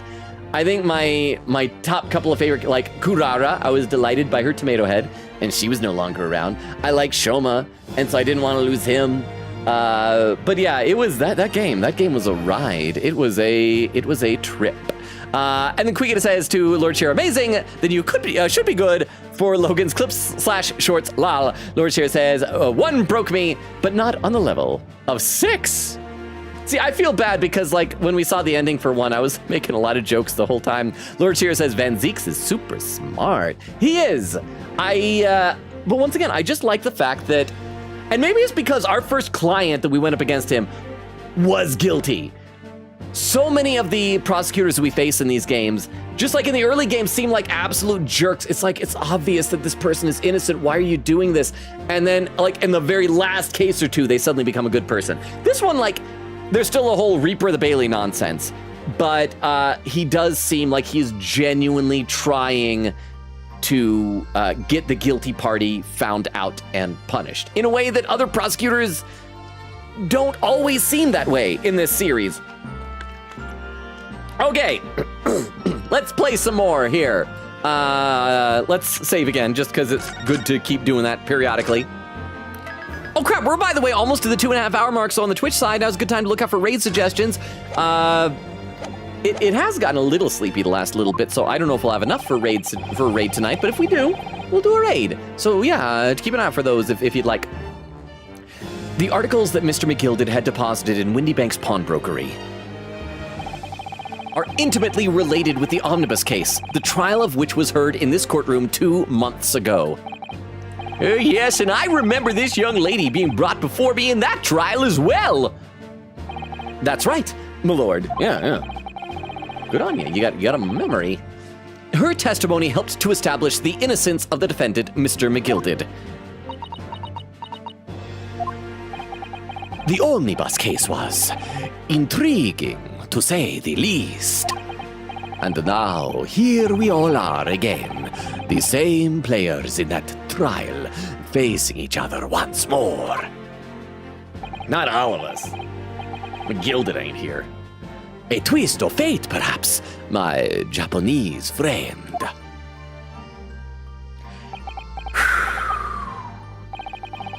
Allow me to recap the events of 2 months ago. Just in case the player forgot. An old brickmaker was stabbed to death in an omnibus running along London's winter streets. Apart from the victim, there was only one other person in the carriage, Mr. McGilded. Naturally, he was the prime suspect for the murder. But as the trial progressed, another possibility emerged, that the murder in fact took place above the defendant's head on the roof deck, with the body then being dropped through the skylight into the carriage below. It was Miss Lestrade whose testimony brought that possibility to light. At the time of the incident, Miss Lestrade was concealed under a seat in the carriage, hoping to pick the pockets of unsuspecting passengers. Then, immediately after the trial, having been acquitted of the murder, Mr. McGilded died in this very courtroom in the most extraordinary of circumstances. Seriously, we're lucky the whole building did not burn down. We were not ready for this. Also, Van Zeeks was like watching ominously from the shadows. A mystery that remains unsolved even now, 2 months on. We have no suspects, no idea who could have possibly done, and it will probably stay that way forever. We probably should just not ask any questions about what happened. As indeed, I thought we were talking about the omnibus. Oh, no, this is the omnibus murder. as indeed does the omnibus murder itself.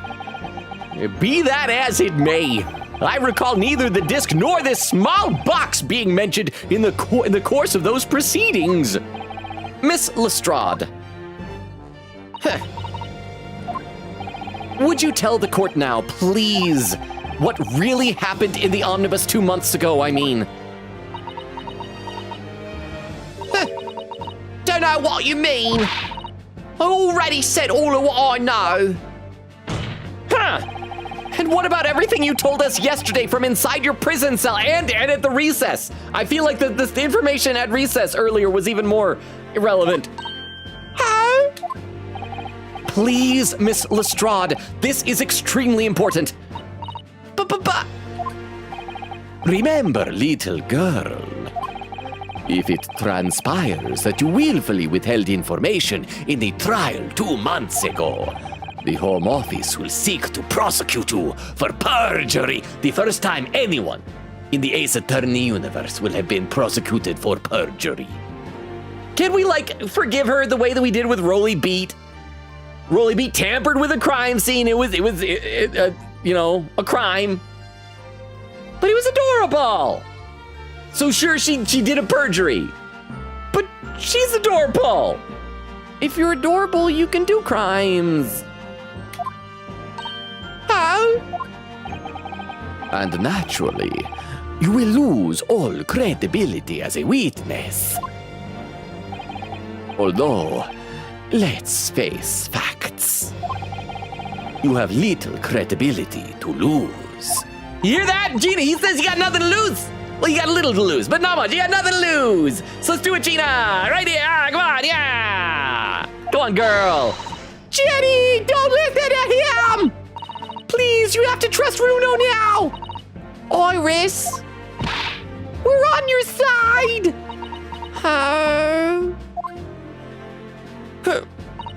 All right then, I'll talk. It's the right choice, Gina. Well, it would seem that my learned Japanese friend I was forget. He doesn't always say Japanese there. is heck bent on bringing the entire courtroom down around his ears. So be it. I must confess that I'm struggling to understand what on earth is happening here. I thought I was good on picking up subtext, but apparently I am not. Part of it's that I keep getting distracted. I got my tablet down here, and I'm playing my games. I'm playing Geometry Dash. However, it would appear that Mr. McGilded's pawned articles and that extraordinary case of the omnibus harbor secrets of which we have been hitherto unaware. So, Miss Lestrade, you will now give your testimony before the court about the events of 2 months ago. You will reveal the truth, a commodity sorely lacking in your original statements. This is it then. Everything's going to come out. Like Van Zeek said. This could bring the whole courtroom down around my ears. But as a lawyer, I'm prepared to take that risk. Yay! Witness testimony! The real truth of the omnibus case. Wow, we've done so many testimonies tonight. And exactly 2 hours and 30 minutes there. So once again, if you got raid suggestions on Twitch, let me know for later on. Let's save, let's read some more chat, and then we will get to the testimony here. Let's see, over on the Twitch side of the chat.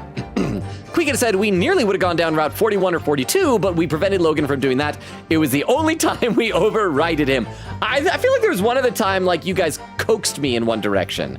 And that was when you said that if I made the wrong choice, I would have had, like, how many fights was it? Like 50-something defensive battles in a row. And so, yeah, that was another one where you were trying to, like, keep me. But that was the only time you did override me on that one. Lord Cheer said, no matter how hard we try to hide it, the truth will eventually come out. Says, don't got 41 yet. Well, I haven't done it either, so I can't really spoil it. But chat was saying it's a no-no route. Quiggin says, good luck. Shiro says, I'm missing 9 through 14, 41 through 44, 53 through 60, 99, and 100. So you got 80 out of 100, if I recall the numbers correctly. My first ending was 76. If you know, you know. Sadly, I don't know, so I don't know. Quiggin said, that's an interesting one. Let me take a look over YouTube chat. Let's see. Hollow Knight says, I'm making another mask. I'll send it in chat later. Nice. You should pop it over in like the, if you're doing photographs of it, pop it over in like the photography channel. I think that's where that would look good. Is it going to be another digital circus mask, or is it going to be like maybe Pokemon? Because we were talking about that earlier. Over on Twitch, Lord Shiro says, I think my top 3 characters would be currently Takumi, Ghost Boy, and Takemaru. What order? Heck if I know for sure. There's always enough to raid. Well, I have placed a self-imposed minimum for doing a raid, because like I always want to try it, especially like if especially on the occasion we try and raid someone we know. I want to have like a good number of people to send over to like show our support as much as possible. But yeah, like I said, if you got raid suggestions for Twitch, now's the time to start posting them in the chat. And then we have like a certain criteria that we check for later. We try to raid people who have like a small number of viewers, people who are not set to like followers only or subscriber only, and people who are not playing games that we're currently playing but like ahead of us that would spoil us, if that makes sense. Oh, then Quiggin says, oh yeah, Logan, after this Gina testimony, we'll finally hit the final page of the guide. I'm honestly shocked we reached this spot fast enough. Well, tonight has kind of flown by. It's just been nothing but testimony after testimony. Based on how long those other testimonies took, I am not sure that we'll reach that end tonight. But it does sound like maybe we're on track to possibly finishing this first game next week.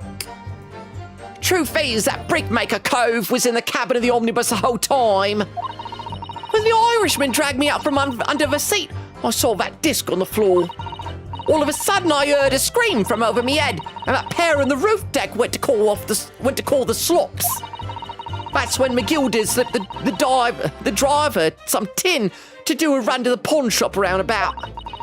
He threatened me not to snitch.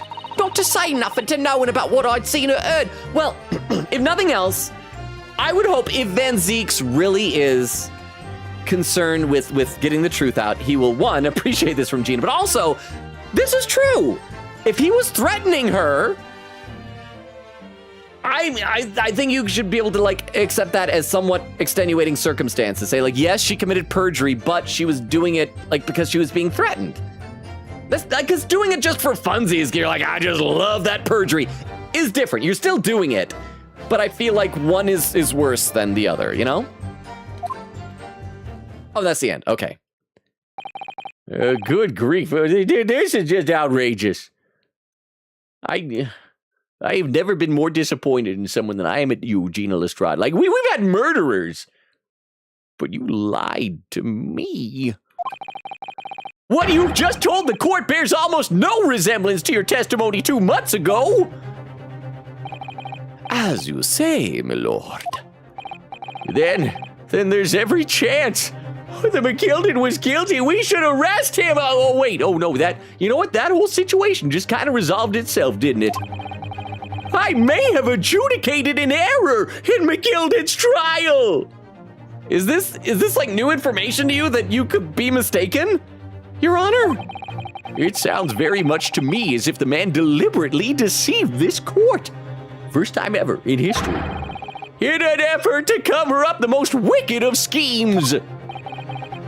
Without doubt, your lordship is correct.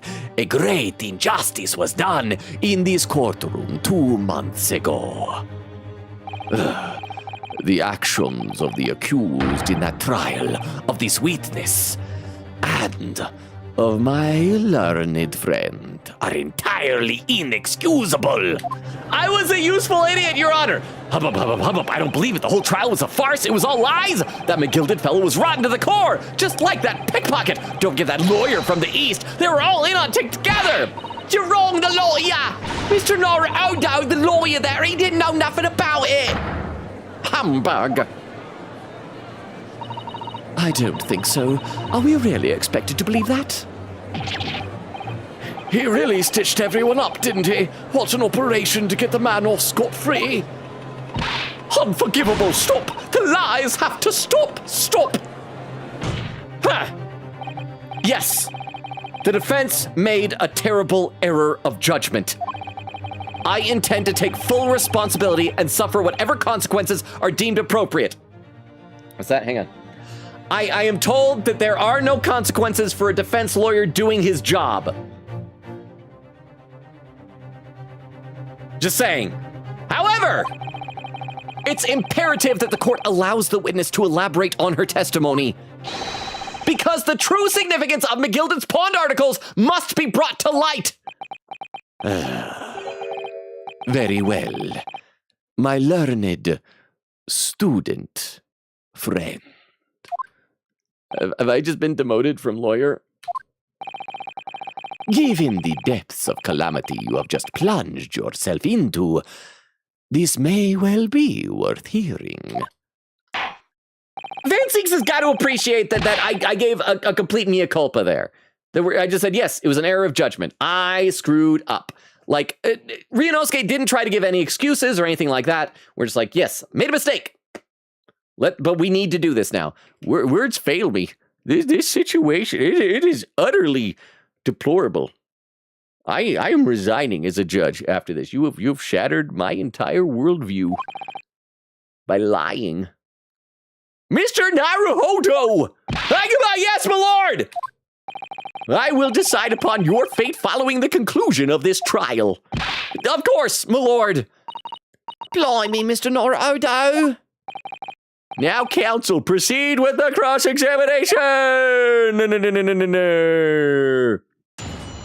Cross-examination. The real truth of the omnibus case.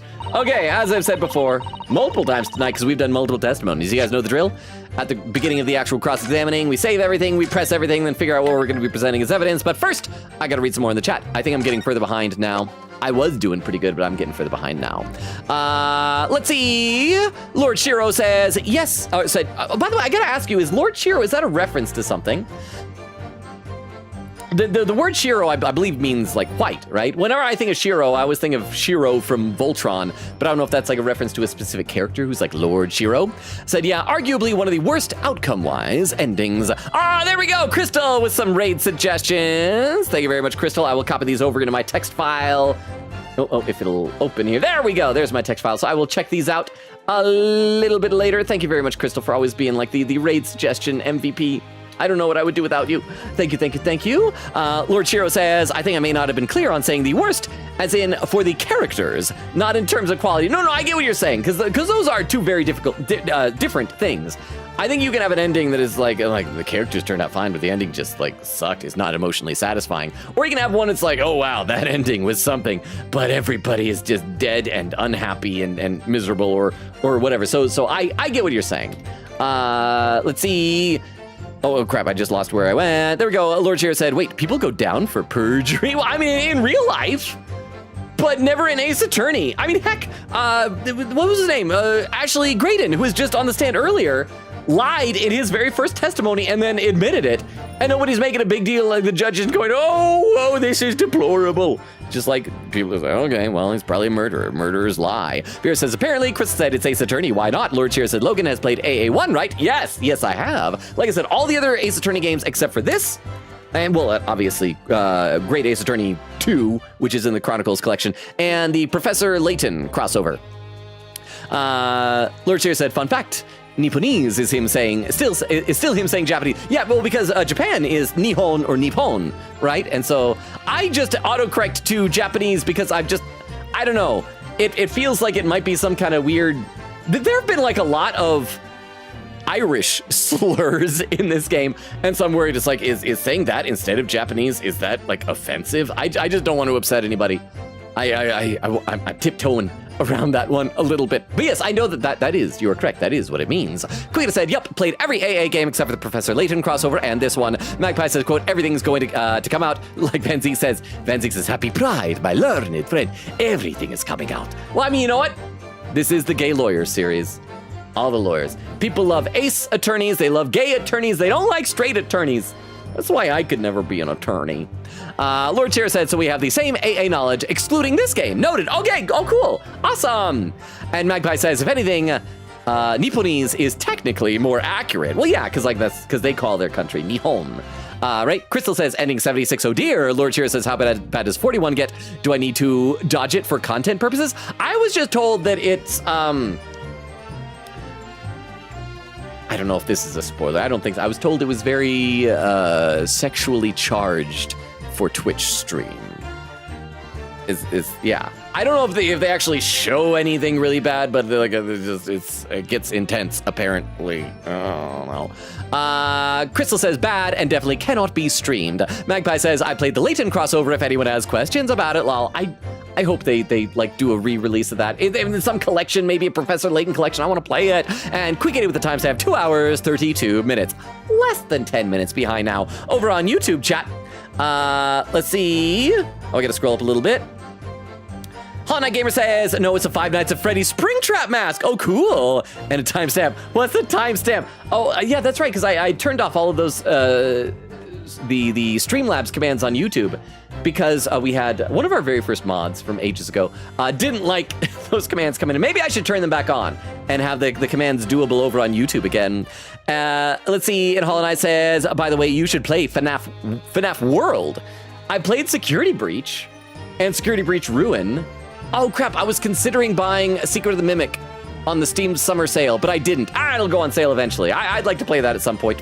I do have, it was Into the Pit. I could play that sometime. Hollow Knight Gamer says he's not on YouTube anymore.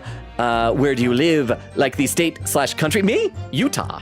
I live in Utah. Toshi says you need to upset more people, Logan. Wait, why? Why, Toshi? Why do I need to upset people? Why do I gotta upset people? Huh? And Hollow Knight says, FNAF World is an old one. Okay, Twitch chat, is that true? Do I need to upset people? I apparently need to upset people. But I like being nice to people. Why do I gotta upset people? Truth is that Brickmaker Cove was in the cabin of the omnibus the whole time. Hold it! Hold it! And you were hiding in the cabin at that time as well, weren't you, Miss Lestrade? If I remember rightly, in the storage compartment underneath one of the seats? Yeah, that's right. It's pitch black under there, so you can't see nothing at all. Oh, wait, we got 3 people. What are they doing? Whisper. Oh, your chips are really good. Oh, I know, I missed my hat. I wish I'd thrown it away. We're whispering over there. Oh, baby. Can we move back and forth? I'm whispering now. Oh, now I'm whispering.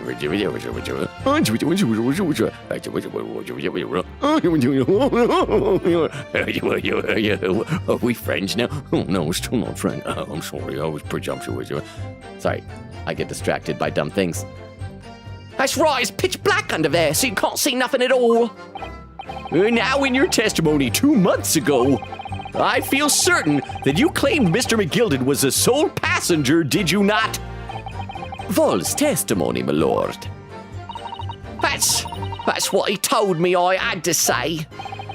But it's important that you tell us the truth now. Were Mr. McGilded and the victim acquaintances? I don't know, but I did hear him talking a lot. What were they talking about? Well, I couldn't hear too well, but if I had to say, I think it was about money or something. They kept talking about buying and not buying. Perhaps business dealings of some kind. Well, anyway, they got louder and louder. It started to sound like a proper fight. I was pretty scared by then. I hardly dared to breathe, and then all of a sudden, ... I heard a noise like someone keeling over on the floor. It was blooming loud and all. and I believe you let out an involuntary scream? That's leading the witness. Don't do that. Yeah. That's what gave me away. When the Irishman dragged me out from under the seat, I saw the disc on the floor. Hold it! Hold it!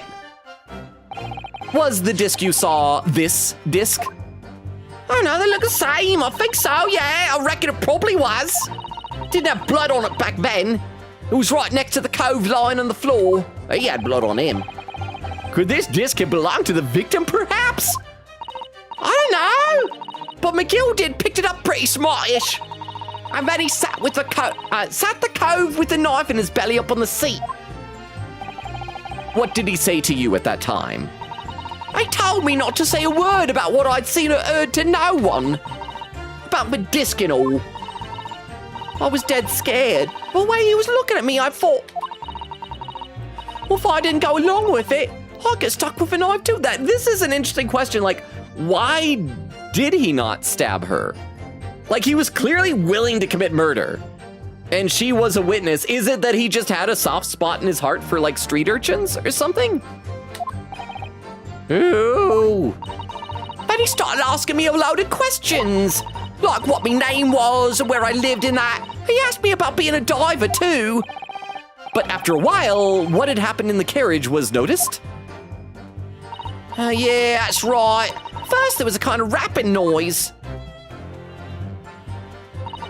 All of a sudden I heard a scream from over me head, and a pair on the roof deck went to call the slops. Okay, I gotta read some more in the chat. I think every two pressings of statements, I gotta read some in the chat. See, Crystal says, do you want the title of the route, Lord Shiro? Quicket says, basically, unstreamable. There are scenes that Logan would have to censor, and the whole vibe would have been uncomfy too. Lord Shiro said, that won't help me, because I don't really know any route names, and you don't learn until you get an ending on the branch, huh? Cause them that's a second body, and the witnesses above were about to notice the first, I think, so that's a whole mess he wouldn't have wanted. Okay, but, in fairness, she's smaller. It's like a half a body. So we'd have a body and a half. They also were wearing very similar clothes. And we've had a lot of Russian stuff in this. He could have easily just opened him up and put her in there like a Russian nesting doll. It would have made sense. And then if somebody came out and they see the body and they open it, I was like, hey, there's a smaller body inside of here. They'd be like, oh, it's like a Russian nesting doll. Must have been Russian. Okay. And they would not have thought, had a second thought about it. Would have been just like, oh, that's the most natural thing in the world to see. He just needs to think outside the box more. That Magnus McGill. He's not a very creative murderer. I think that's the real crime, not murder. The lack of creativity. But thank you very much for the 10 bits, Queen Katie. Let's see, Queen said, yeah, but the title on this one gives out the idea of how this one is.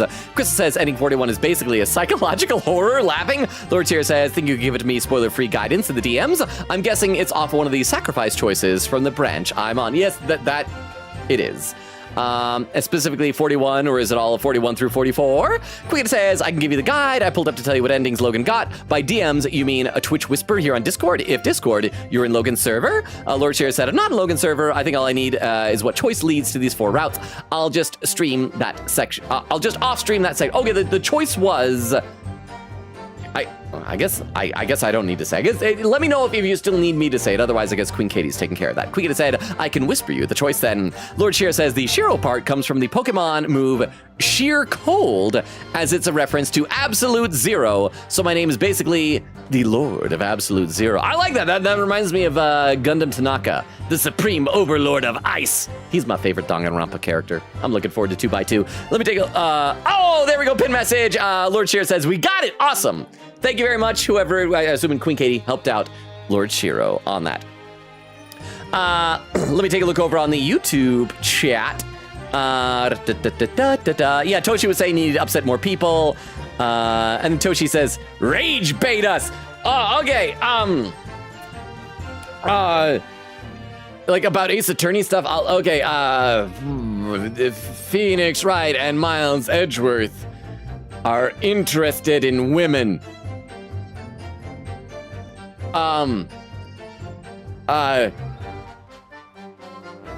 Did it work? Did it work, Toshi? Are you enraged? Helena Gamer says, why? For what purpose? Toshi said, for the purpose of fame. Oh, I do it for clout? Will that finally turn me into like a big streamer if I rage bait people? Is that what I've been missing? Hollow Knight Gamer says no, Toshi says, or any other purposes. Hollow Knight Gamer says lurk now. Thank you for the lurk, Hollow Knight Gamer! Oh, wait, there's a little more. Toshi says, I'm just joking. Please don't change. Okay, thank you, Toshi, because I don't think I have it in me. I have a hard time being like intentionally mean to people. And Hollow Knight Gamer says, I hate him. Thank you for the lurk, Hollow Knight Gamer. Okay, let's play a little bit more here. Let's try and at the very least get to the point where we will be presenting evidence. We got like 10 minutes until the 3-hour mark, but we can do this. All of a sudden, I heard a scream from over me head, and that pair on the roof deck went off to call the slops. Hold it! There were 2 gentlemen occupying the seats on the roof deck, I believe. That's right. They must have looked down through the skylight and noticed the cove with the knife in his guts. When they screamed, the driver pulled up the horses and McGilded got me out of sight. Out of sight? Where? Back under the seat where I started off. Once the carriage came to an halt, the 2 coves from the roof ran off to fetch the slops. If they immediately left to fetch the police, it would appear they were entirely unrelated to the incident. Oh. So that left McGilded, the driver, and you still at the scene. Yeah, only the driver didn't know I was there because I was under the seat. I heard the cabin door open and a voice from outside. The driver, yes. Beppo. He was delightful. All our witnesses are delightful. He also testified in the trial, I believe. A fellow who went by the name of Beppo, if memory serves. What did McGilded and the driver say to each other? I don't know what happened and stuff like that, mainly. That's when McGilded slipped the driver some tin to do a run to the pawn shop roundabout. Hold it! That pawn shop, obviously, being Windy Banks on Baker Street. Just a moment, counsel! Beppo! Beppo helped him? Not Beppo. Oh, not Beppo. I believed in Beppo. Do you mean to tell me that the driver gave false testimony as well? The driver who 2 months ago had previously given false testimony about the amount of money he was charging for people also gave false testimony about the... Crap, do any of our witnesses not give false testimony? Perhaps the excursion to the pawnbrokery slipped his mind when he was in the stand. Oh, indeed, Lord Van Ziggs, I will choose to believe that. My heart couldn't take it if Beppo was bad po.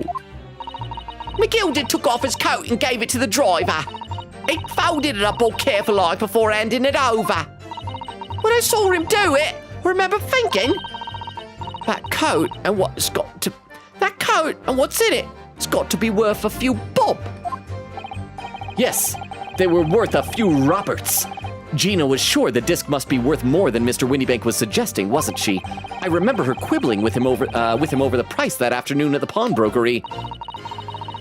The driver looked pretty happy when McGilded flashed some brass in his face. He went running off with a lick. And I believe the Irishman, I was told by Dermo that that's another slur. He called to me and told me to continue out from the drag's cabin. Okay, one more statement of press. He threatened me not to snitch, not to say nothing to no one about what I'd seen or heard. Threatened you how, exactly? Told me I'd only be able to scarp her if I did exactly what I said. Which included giving false testimony in court 2 months ago. Well, yeah, that's it. And there was one other thing he said. Which was? He told me I'd have to hang on to the ticket from the pawn shop and make sure not to lose it. The ticket? Well, I never! Said that if he didn't show up to get the ticket off me before 2 months passed, I had to go to the pawn shop and pay the money to keep it in lug to stop it from being forfeited. He left me with some brass to pay for it. But really, Why on earth would Mr. McGilded have done such a thing? I guess we can say to answer my earlier question why he didn't kill her right away. Unless, like I said, he just has a soft spot for kids. It might be that he knew he was going to get arrested for this and needed this to be going on just in case he went to jail so he didn't lose the disc. Depositing his overcoat with a pawnbroker before the arrival of the police? It makes no sense at all. There would seem to be only one logical explanation, my lord. What McGilded had the driver deposit at Windybanks was something he didn't want the police to see. Something very important that he needed to hide at all costs. Just say it. Just say it was the disc. Why are you like this? Anyway, after that, he let me go, so I legged it before the coppers showed up. Well done, Gina. It can't have been easy to tell the truth like that. Ginny's really put her faith in you, Runo. Yes, and to thank her, she'll have to face a charge of perjury once this trial's over. So I need to use the time we have now to get as much information out of her as possible. It's time to really go for it. Press her on every statement. I suppose I should. I did.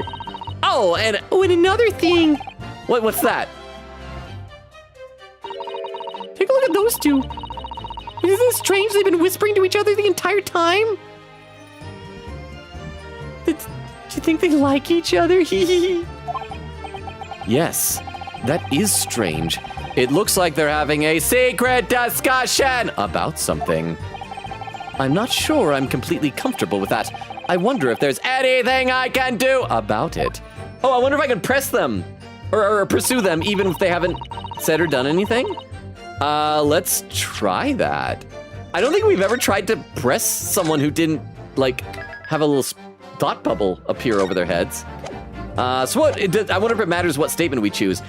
Brickmaker was the captain of the omnibus, dragged me out from the seat, saw the disc on the floor. All of a sudden I heard a scream. McGilded slipped the driver a tin to run to the pawn shop right about. Threatened me not to snitch, not to say nothing about it. Let's try on the disc. Wait, hang on, I can't.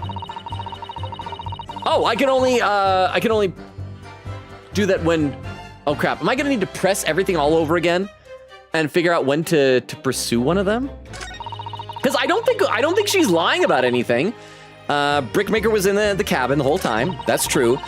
Dragged out from the seat, saw the disc on the floor, screamed from over her head, appeared on the roof deck, called the cops, slipped the driver some money, went to the pawn shop, threatened me not to snitch, not to say nothing. No, I mean, we could present the one ticket that had Mason Mulver whatever's blood on it. But okay, so we gotta press everything again and find a moment when we can interrupt their whispering. Oh, wow. It's any statement. The guide says to pursue them ASAP. Oh, thank you. That is a load off my mind, because otherwise I would probably press every statement again and overthink this. So let's just pick one, and let's press, and then as soon as just looking over at her again, right now, I reckon it probably was. Okay. Do we wanna? Let's pursue Gregson. I like him. Gregson. Excuse me. Excuse me! Ah! Hey, is there something you'd like to share with the court, Inspector Gregson and Mr. Graydon? Whisper. Oh, yeah, well, last names do start with a G. What's a coincidence? I know. You never meet many people with G last names. I don't know about that. You can probably find some G last name. Can't think of any offhand. I mean, George is like a first name. See what I mean? It's a first name. It's not a last name. You don't see G last names. Okay. Well, give me some time to think about it. I'm sure there's someone who's just gone. Gibson. Like Mel Gibson. Oh, did you hear what he said years ago? It got him cancelled. That's right. I probably shouldn't talk about Mel Gibson. But other Gibsons, like Gibson Guitar, that's probably named after somebody. Probably not that Mel Gibson. Oh, yes, you're probably right. You know what? I take it back. But I still think that it's something we can bond over. Oh, yeah, certainly. I'm just saying it's not that rare. Inspector! Mr. Graydon! Blimey, you trying to give me a heart attack? You have been whispering to each other for quite some time now. Tell us, what is the discussion about? Discussion with this fellow? Oh, pull me over one, sunshine. You think I got anything to talk about with it? With a shady, handsome, G-named gent like this? And I have nothing to say to this uncouth detective after he deprived me of that disc that was rightfully mine. Oh, I'm being such a tsundere. Soon. But they've clearly been talking the entire time I've been cross-examining Gina. It's as if they've been negotiating.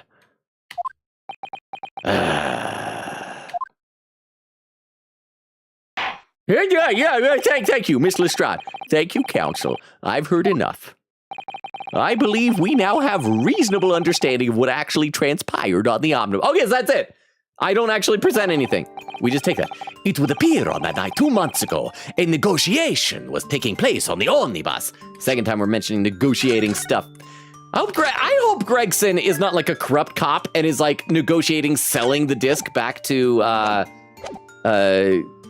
Graydon. That would make me sad. I like Gregson. I'm gonna read some more in the chat. Magpie said, I also would love a re-release of the crossover. I know, I want it. Lord Shear says, I feel like some people calling some AA character gay is stretching it, like Ryu/Cosmo are just best friends, propping each other up. I've never gotten any other vibes but BFF. No, I'm sure. I think it's just that, I remember when we started playing it, like everyone was just like, especially with Edgeworth, it's like, that man is so gay. I'm the whole unnecessary feelings, and so I think it's just kind of become a joke. I don't honestly think that every single character in Ace Attorney is gay. I just think it's funny to pretend that they all are. But no, I do think it's true. I get a little bit disappointed, if I'm being totally honest, that I feel like in modern fiction, you almost can't have just good best friends anymore without people going, it's like, well, clearly they're lovers. It's like, well, no, you can have best friends still. Queen says they would make so much money if they made the perfect collection of Professor Layton. I'd buy it. Vera says game companies hate money. They do. Lord Shiro says, Takemaru, we got it. Queen said, yep, I whispered Shiro. Okay, so cool, you got it.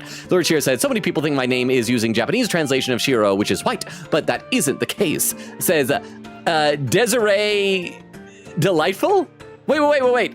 was that Ron Delight's wife? Was that Desiree? Was that her name? I think Ron Delight, and then she had like the aviator looking kind of outfit. I forget how the name is spelled, but I'm sure y'all got the pun. Almost every witness in AA history has lied. Most exceptions are them misspeaking and outing themselves like idiots. Cough, at me.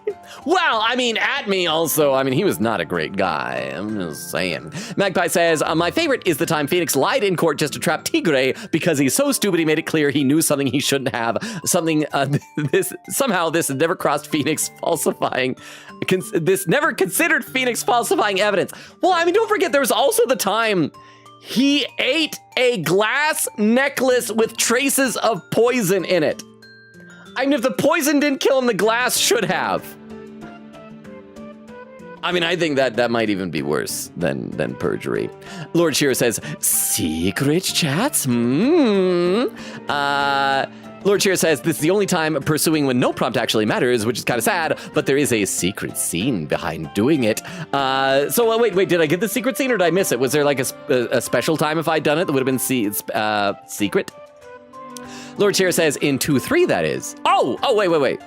So that's the next game. Okay. So I'll try to keep that in mind in the next game to keep an eye out. I'll probably forget which case it's in, but I'll try to keep in mind to like look out for when it looks like other characters are doing stuff without like something popping up. Quita says, if this is referencing the second greatest attorney game, please do not add extra content, lol. I don't know what you mean by 2-3 because Justice for All doesn't have this mechanic, lol. There's Nora saying raid suggestion. Me? What are you streaming tonight, Nora? Did you finish your malicious genocide of Undertale? Lord Shearer says, I do mean GAA was keeping it as vague as possible as to not spoil. Magpie says, I believe in best friends in media, but I will point out that Kazuma does say a bunch of stuff that sounds sus. Quote, you think I won't get you off? Oh, that's true. I made a TikTok video about that. So it's a fun joke. Phoenix and Edgeworth, though, really does sound really married if you get the right dialogue lines in Dual Destinies, The Spirit of Justice. I still, like, it was gun to my head what I honestly feel. I prefer to ship, like, if I had to ship Phoenix. I'm not a big shipper, but if I had to ship Phoenix with somebody, it would be with Iris of Hazakura Temple. She was cute. I think Phoenix would wait for her.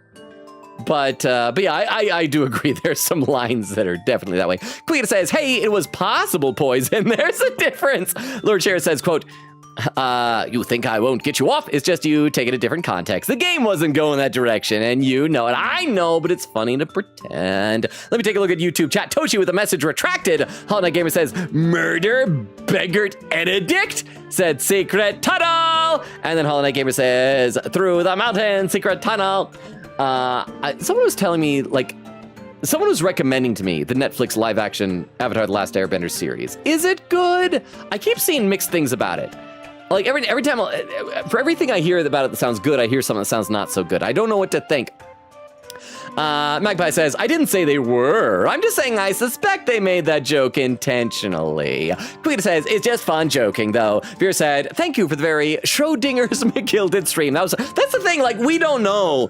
Like, when he was in that omnibus, he was both alive and dead until observed. Or at least that's what I want to tell myself as an excuse for why I waited until the scream stopped before looking in to see if McGilded was okay in the burning omnibus. And Queen Gay with a timestamp, 3 hours, 5 minutes, 7 seconds. Oh, that was like less than a minute ago. And Bumbo says, who said that? And there, 3 hours, 6 minutes, and 5 seconds. I caught up to chat for the first time of the night on Twitch. I'm still caught up on YouTube, I think. Oh, wait, no.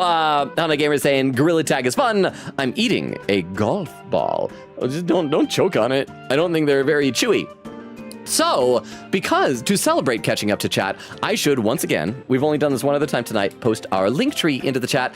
So for anyone who's lurking, if you want to check it out, this link tree, and I'll cross-post it over to YouTube as well, has all of our social media, including a Discord invite, YouTube, Twitter, Twitch, TikTok, all of that good stuff. So feel free to check it out, or ignore it, or whatever you want. It is there, should you feel so inclined, but it is entirely up to you. There's no pressure on this, one way or the other. But also, for anyone who's lurking, I want to give you the rundown of the channel. We stream Tuesdays, Thursdays, Fridays, and Sundays. We are right now alternating between this, our main current game, Greatest Journey Chronicles, and we just started Deltarune Chapter 5. So that means next stream is tomorrow. That is Deltarune Chapter 5. And Sunday, we are going to pick up wherever we end up leaving off here tonight. Also, we got a bunch of raid suggestions, so let me take a look at the ones we have, because we do need to wind down. I wish I could just keep going forever, but I would probably get tired after a while. Here's the raid suggestion. Oh, thank you, Troy the Duck. I'm not sure if I did save. Actually, let me initiate the raid first, because here's the raid that had the fewest number of viewers. Let's go ahead and do that. And here's a raid message, so you can copy that over to your clipboard over on the Twitch side. Oh, looks like Vero beat me to it. But yes, I will save.